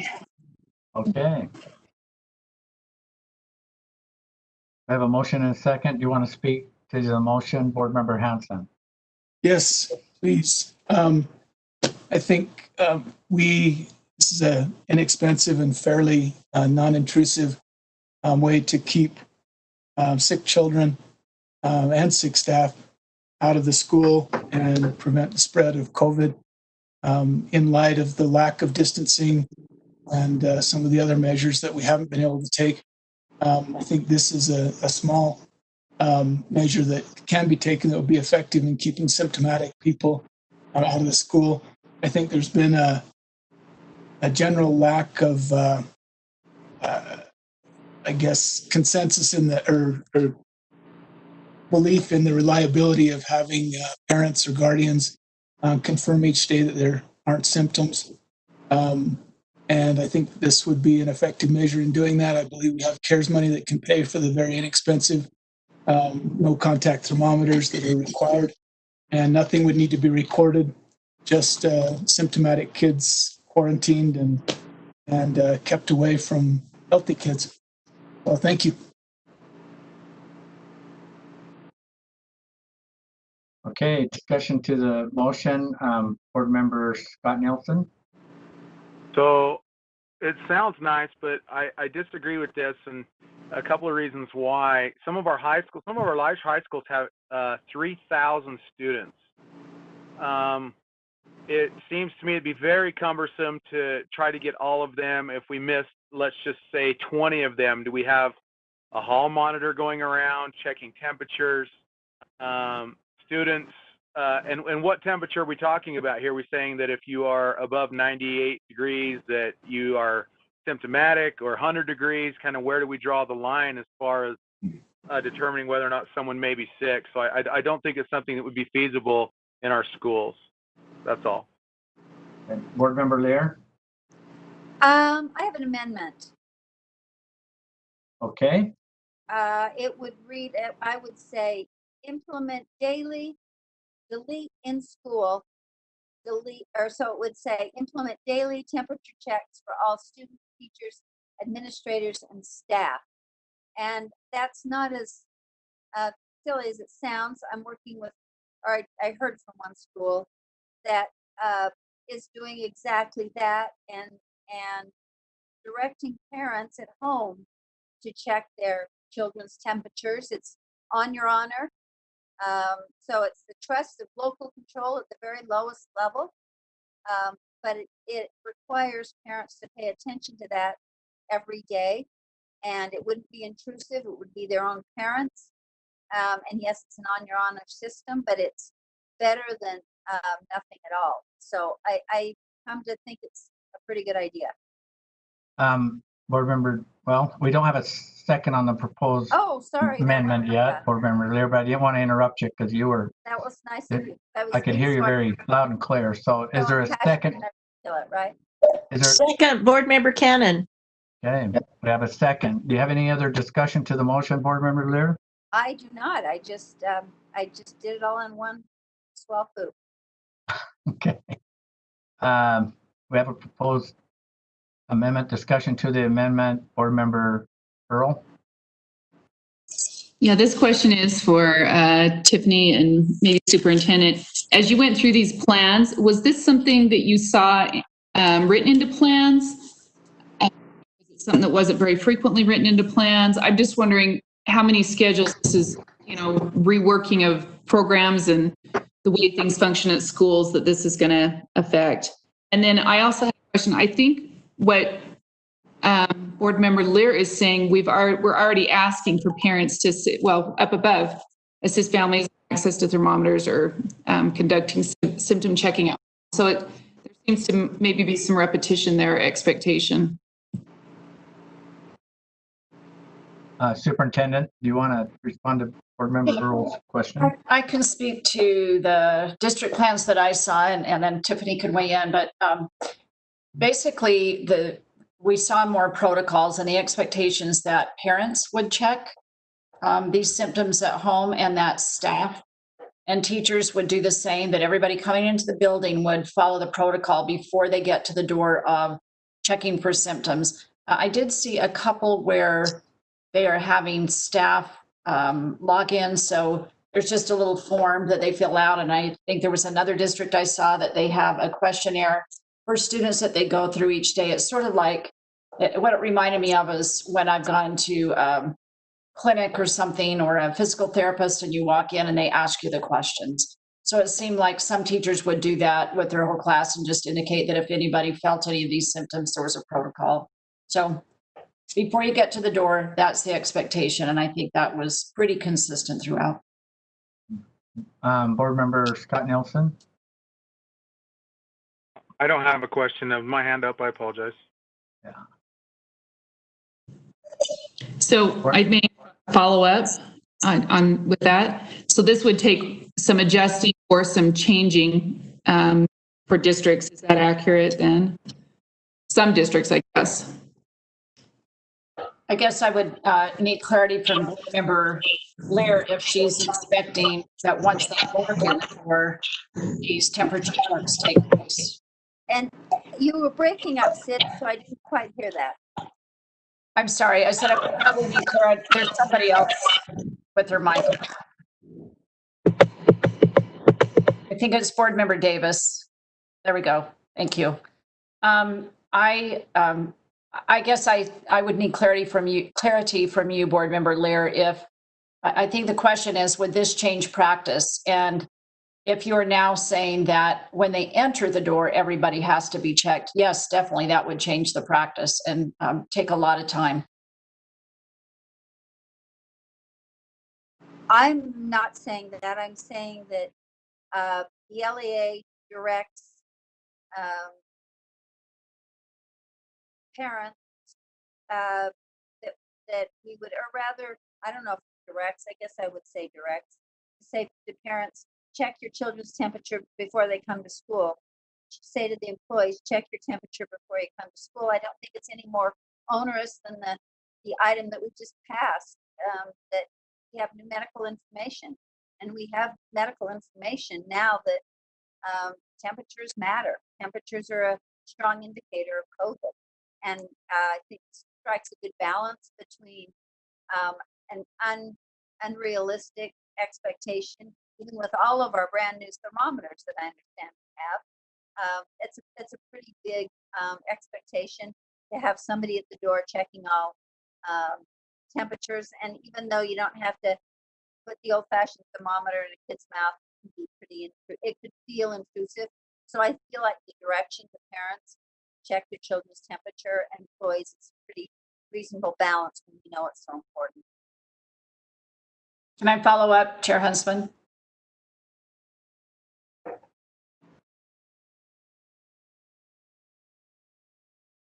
Hello? There you go. Okay, I'll I follow have some up. kind of symptom here. So I'll defer back to Board Member Earl, but I think that's exactly what she was asking Board Member Lear is this language seems to intimate that it happens at the school. I think that's what she was asking me, assuming that this now means it's done at the school and not at home. So does that language need to be clarified and added if you're expecting this to be done at home? I'm all about clarity, but I don't read it that way. I just I think you could add, if you wanted to, a phrase that says at home or by parents or something like that, or personal, something along those lines if you want. But I think this leaves the door open for schools that want to do temperature checks, like very many personal businesses do, but it also allows for individual schools to make decisions based on their own populations. Board Member Cannon? Thank you. I have a question for this superintendent. I know that when we discussed our CARES Act funding, that there was a sizable chunk of that funding that was going to purchase thermometers for schools. So what was the intent of how those thermometers would be used in schools as part of our CARES Act funding? May I respond, Chair Huntsman? Yes, Superintendent, please. So the thermometers, the no-touch thermometers that we sent out to the schools were intended to be used in the office. You might recall that Betty Sue Hinkson, our nurse, who is our liaison with the health department, sent out a survey and found that not only did some schools not have a thermometer, they had some that were very outdated, oral thermometers and old thermometers that didn't work. So it was to update a thermometer for the health kit in the office so that if a student came down and somebody who will be trained in the office, whether it's a secretary, principal, a variety of people, would know how to use that thermometer and be able to check for a fever. So it was meant more for the office. There's definitely not enough funding to put one in every classroom and just the time to have teachers do it.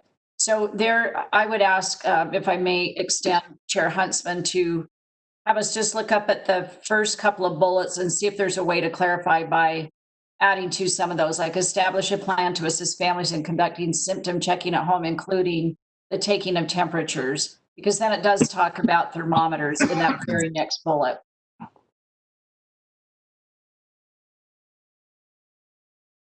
Well, thank you for bringing that to our attention. Board Member Cannon, did that answer your question? I think it was your last. Yes, I'd just like to make one other point. We saw the reopening plan for USDB, and as I recall, they were doing temperature checks on their students. And just as a point of information, I remember asking the question, their guideline was to be concerned about a child if their temperature was 100.4 degrees. And they told me that they had gone and gotten input from health professionals that was the point at which you became concerned about a child having a fever. So I just thought I'd mention that in relation to the conversation. Thank you. I'm not seeing any other questions on this. The proposed amendment that's before the board would read under symptom monitoring, there at the very end of the state required to read, implement daily temperature checks for all students, teachers, administrators, and staff. So that's a proposed new requirement, the amendment to the new requirement. All those that are at this time we're going to vote, so please vote. Board Member Nielsen, I vote no. Board Member Marsh, I'm a no also.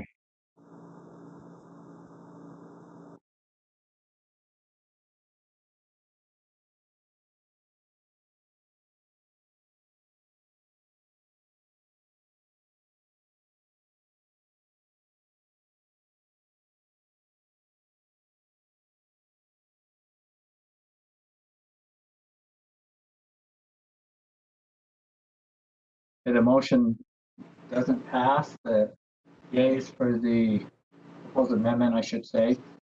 The yeas are board members Scott Hansen, Member Thorpe, Member Gravitt,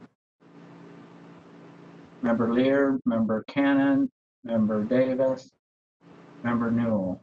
The nays are Member Bolter, Member Marsh, Member Haynes, Member Belknap, Member Earl, Member Scott Nielsen, Vice Chair Cummins, and Board Member Huntsman. Did you get that, Lorraine? Yes. Okay, well, we'll continue.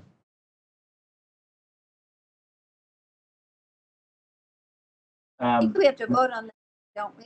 Oh, no, so we gotta go back. We gotta go back up to the original motion. This is from Scott Hansen.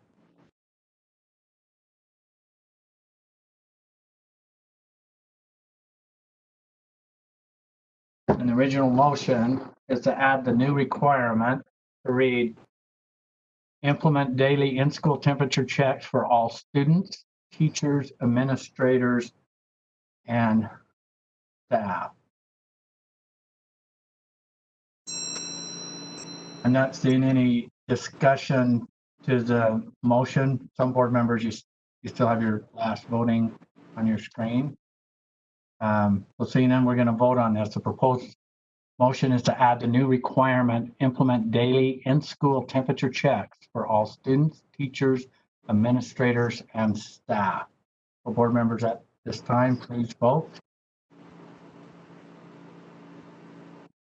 Board Member Marsh, I'm a no. Board Member Nielsen, I'm a no as well.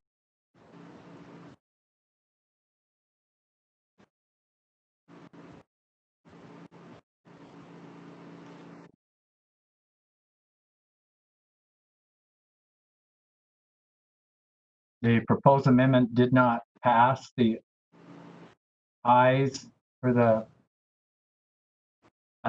motion is Board Member Scott Hansen, Board Member Cannon.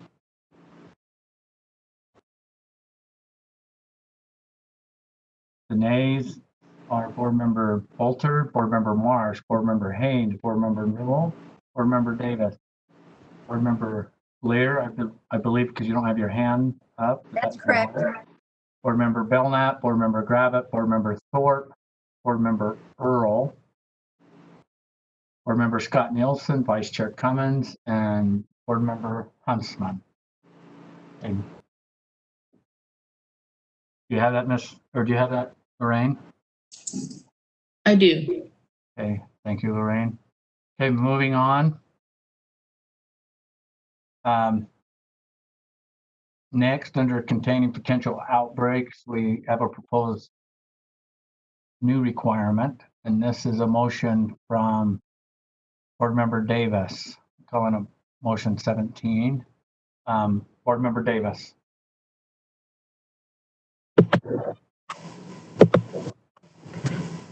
Thank you.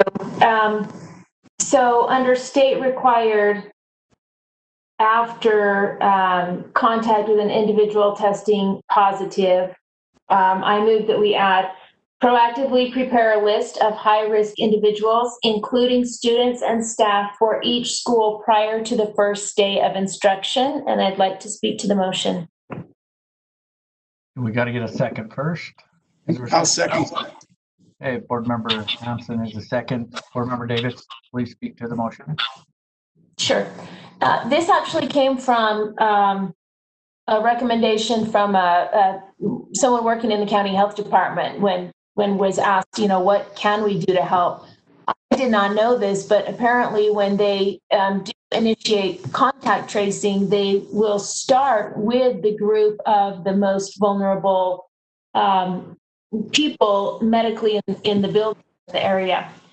So we have all of the information in our school health report. It would mean that it would take some compiling from our school nurses, but if we do have a list, not every single student with a health file is going to be on this list. I mean, my daughter has a nut allergy. She has a health plan. She's not going to be on this list, but it would take going through those and then compiling a list so that if contact tracing does have to be implemented, that list can be started with and they can move on from there.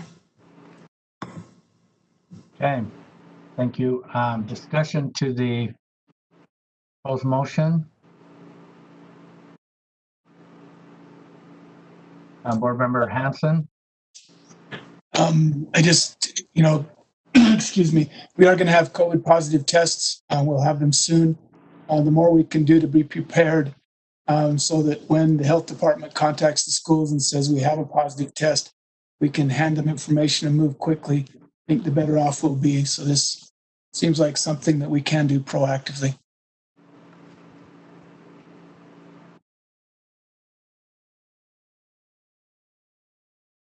Okay, I'm not seeing any other discussion to the proposed motion. So at this time, I'll restate the motion and then we will vote. The proposed motion is under containing potential outbreaks under preparation phase state required to add protectively prepare a list of high-risk individuals, including students and staff for each school prior to the first day of instruction. Proactively implement a contact tracing plan for all students and staff that minimize the risk of the group spread, including, for example, assigned seating at school and on school transportation, attendance tracking, location tracking, potting, and cohort. Okay, that's the proposed requirement for the board to vote on. Please vote. Hold it. Hang on. I miss a hand? Board Member Belknap. Sorry. Yeah, I'm sorry, Chair. I do have a question if this has been run past our department that would check on HIPAA. Do we have a HIPAA issue compiling a list of these students? And it's a question for staff, superintendent. Do you want to take that, or do you have any staff left online? Yeah, we are all with you. We're here to the bitter end. Actually, this is a practice that the local health departments are planning on with the point of contact, and they've actually worked through all of the HIPAA issues. Thank you. I can't speak to the specifics, but I know that was brought up on a call. Chair, this is Jeff. I don't like can answer that as well. Okay, please do. I ran these motions past student data privacy earlier today, and they confirmed that there were no FERPA or privacy violation issues with this. If that is helpful at all. Okay. Board Member Earl. I just need a clarification. Is this 2 motions or 1 motion together? You know what? You are absolutely, you're correct. I made 17 and 18. Okay, so we're working on 17, right? Just this 17. Yes. Yes. Okay. My bad. And then my question, so this would be all staff and all students, and even that have any kind of a risk, or would this also include students that have, well, not necessarily waivers? Would it be mask waivers as well, or not necessarily? Like someone that was hearing impaired, that wouldn't be included here, right? Correct. Did you get that, Board Member Earl? That was correct. Yeah, I guess I'm a little concerned that how are we going to do this by the first day of school? Because parents, till they actually show up, may not have that communication or that engagement fully. Usually that week before school, a lot of people are out of town. I'm just saying the dynamics of this are a little doing at registration. Okay.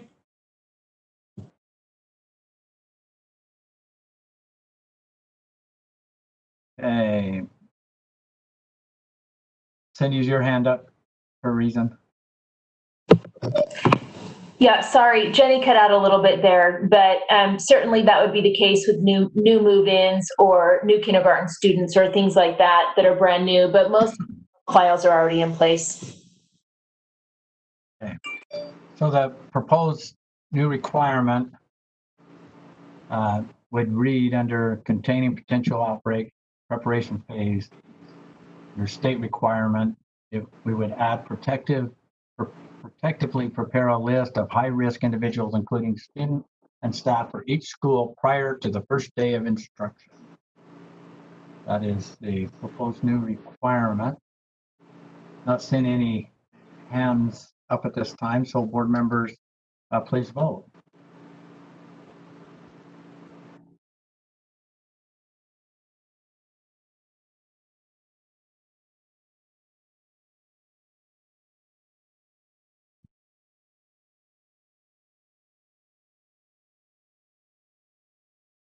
Board Member Marsh, I'm a no.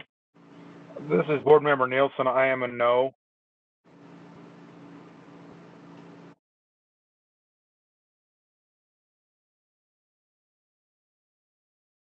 Did you catch that, Chair? Yes.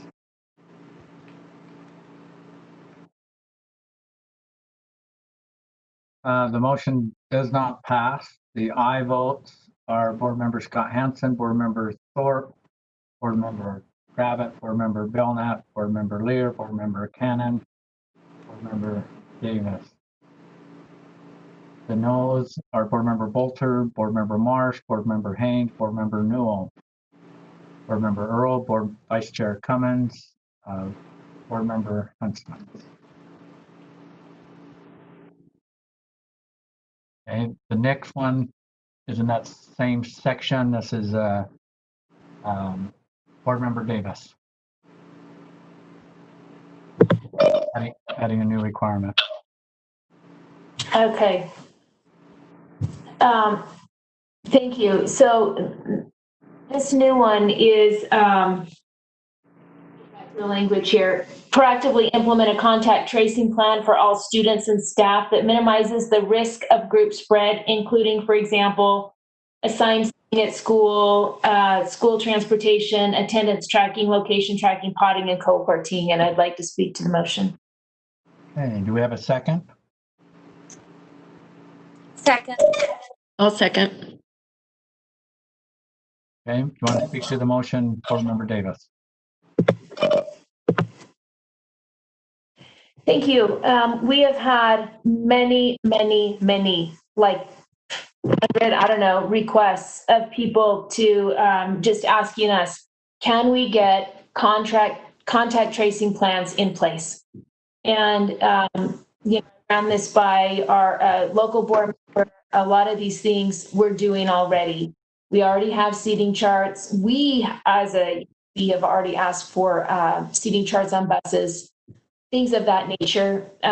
So this is just asking for a formalized plan to be in place with the LEA so that if there are exposures, that contact tracing can just happen quickly and people will feel safer with these plans in place. Okay. Discussion to the motion, Board Member Lear. I'm sorry, I didn't lower my hand. Oh. Board Member Earl.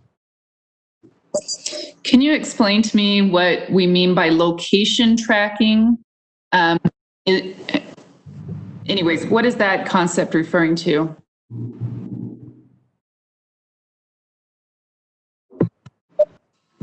If you're asking me, Chair. Yes, yeah. Do you want to Yeah, I think respond? what are the patterns in school? You know, did the class go to PE? Did they combine with another class? Things of that nature.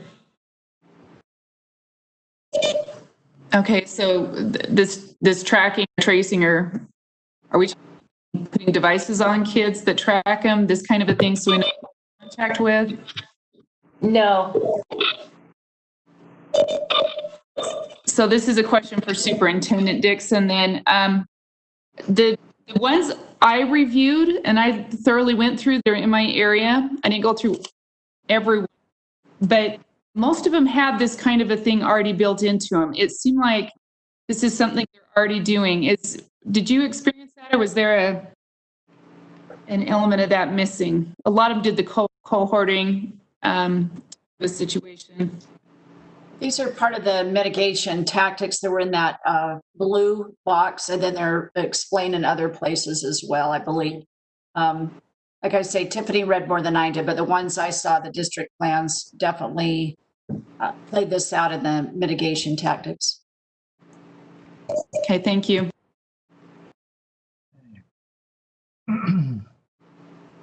Any other discussion to the motion, Board Member Hanson? Yeah, I don't read this motion as having any set requirements for the LEAs, but it says they need to put a plan in place. For example, if they decide not to have assigned seats on a bus, as I see it, most of the people on the bus would be, or if not all, would be close contacts, and they would be quarantined when someone gets sick. For each student, if they thought through, what that student would do during a day and just had a plan as to how they would be able to tell what close contacts that student had, they'd be ready when we do have a positive case or more than one positive case. If things do go badly, the health departments will be overwhelmed trying to do this, and the more planning we can do ahead of time, the better off we'll be. Any other discussion to the motion? Okay, seeing none, we're going to vote on it. The proposed motion is to add the requirement under containing potential outbreak, preparation phase, state required, the end of that section there to read, proactively implement a contact tracing plan for all students and staff that minimize the risk of group spread, including, for example, assigned seating at school, and on school transportation, attendance tracking, location tracking, potting, and cohorting. Board members at this time, please vote.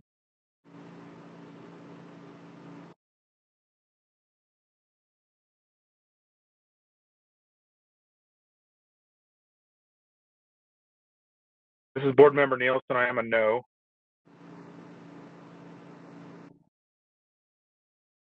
Board Member Marsh, I'm a no.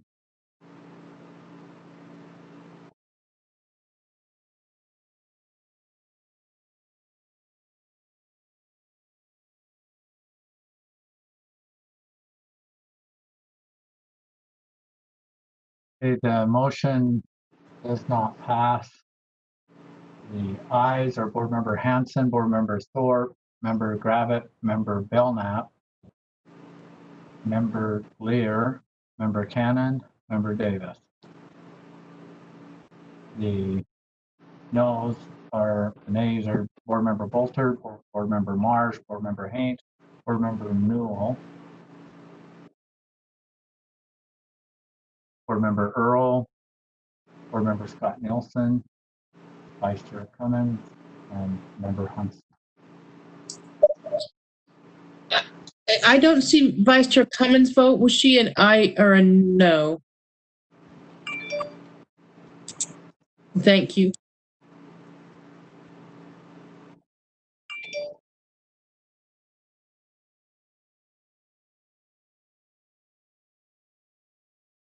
Okay, moving along here. Next proposed motion is under quarantine isolation protocol under state required. Board Member Hanson, you have a proposed motion? I do. Thank you. I move that we add a requirement to the quarantine isolation protocol section of the reopening document that says implement proactive planning protocols and procedures for outbreak scenarios as directed. That probably should be as recommended in the Department of Health's COVID-19 school manual. So Jeff, if you could help me with changing that to recommended.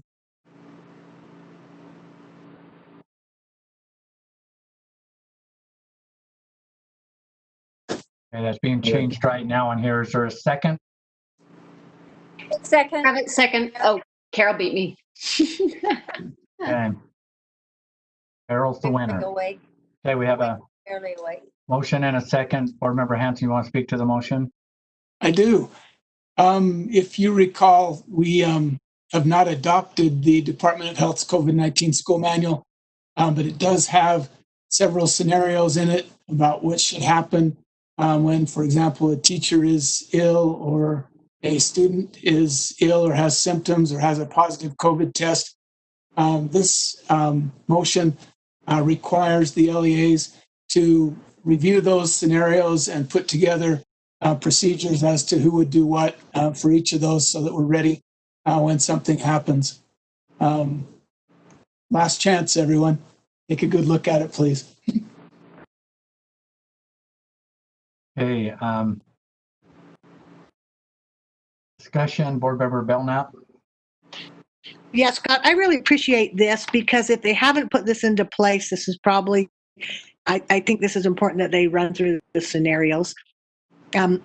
I'd be interested to see if we have any issues with, nope, I don't need any issues. Okay.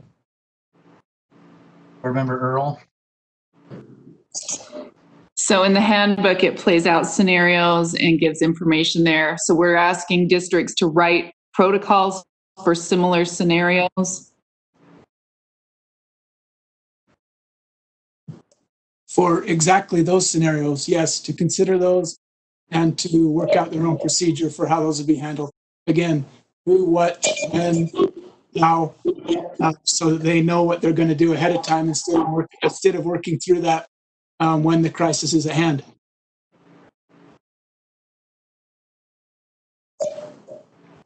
Okay. Okay. The only hands I'm seeing up is Board Member Earl. Do you have another question or follow-up? Okay. I am not seeing any other hands up.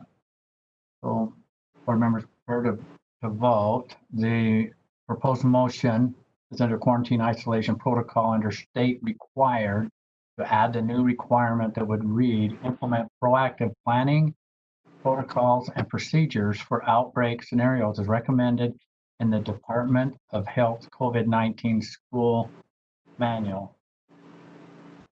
Board members at this time, please vote.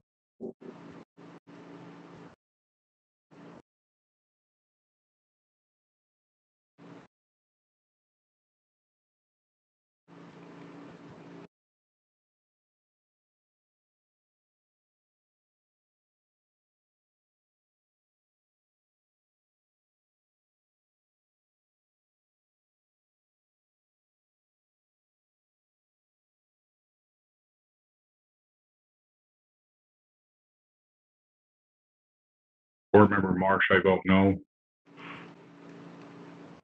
Excuse me, this is Board Member Nielsen. I am a no.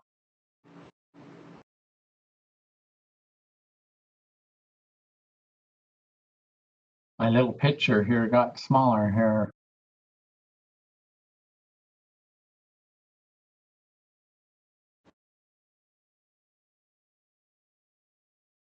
Are you seeing that the motion didn't pass, Vice Chair Cummins?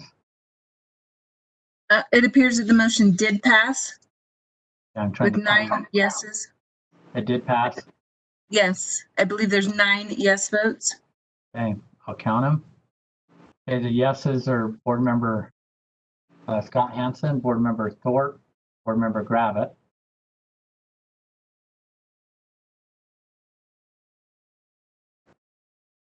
Board Member Belknap, Board Member Lear, Board Member Hannon, Board Member Davis, Board Member Newell, Board Member Haynes. That is 9 votes. The nays are Board Member Bolter, Board Member Marsh, Board Member Earl, Vice Chair Cummins, and Member Huntsman. The motion passes.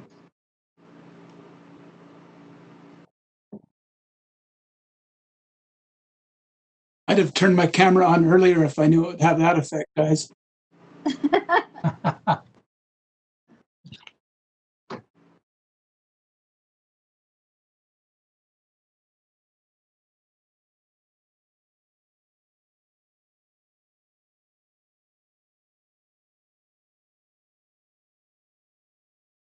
Jeff, where are we at? We are done. Are you sure? Positive. We were done hours ago. Okay.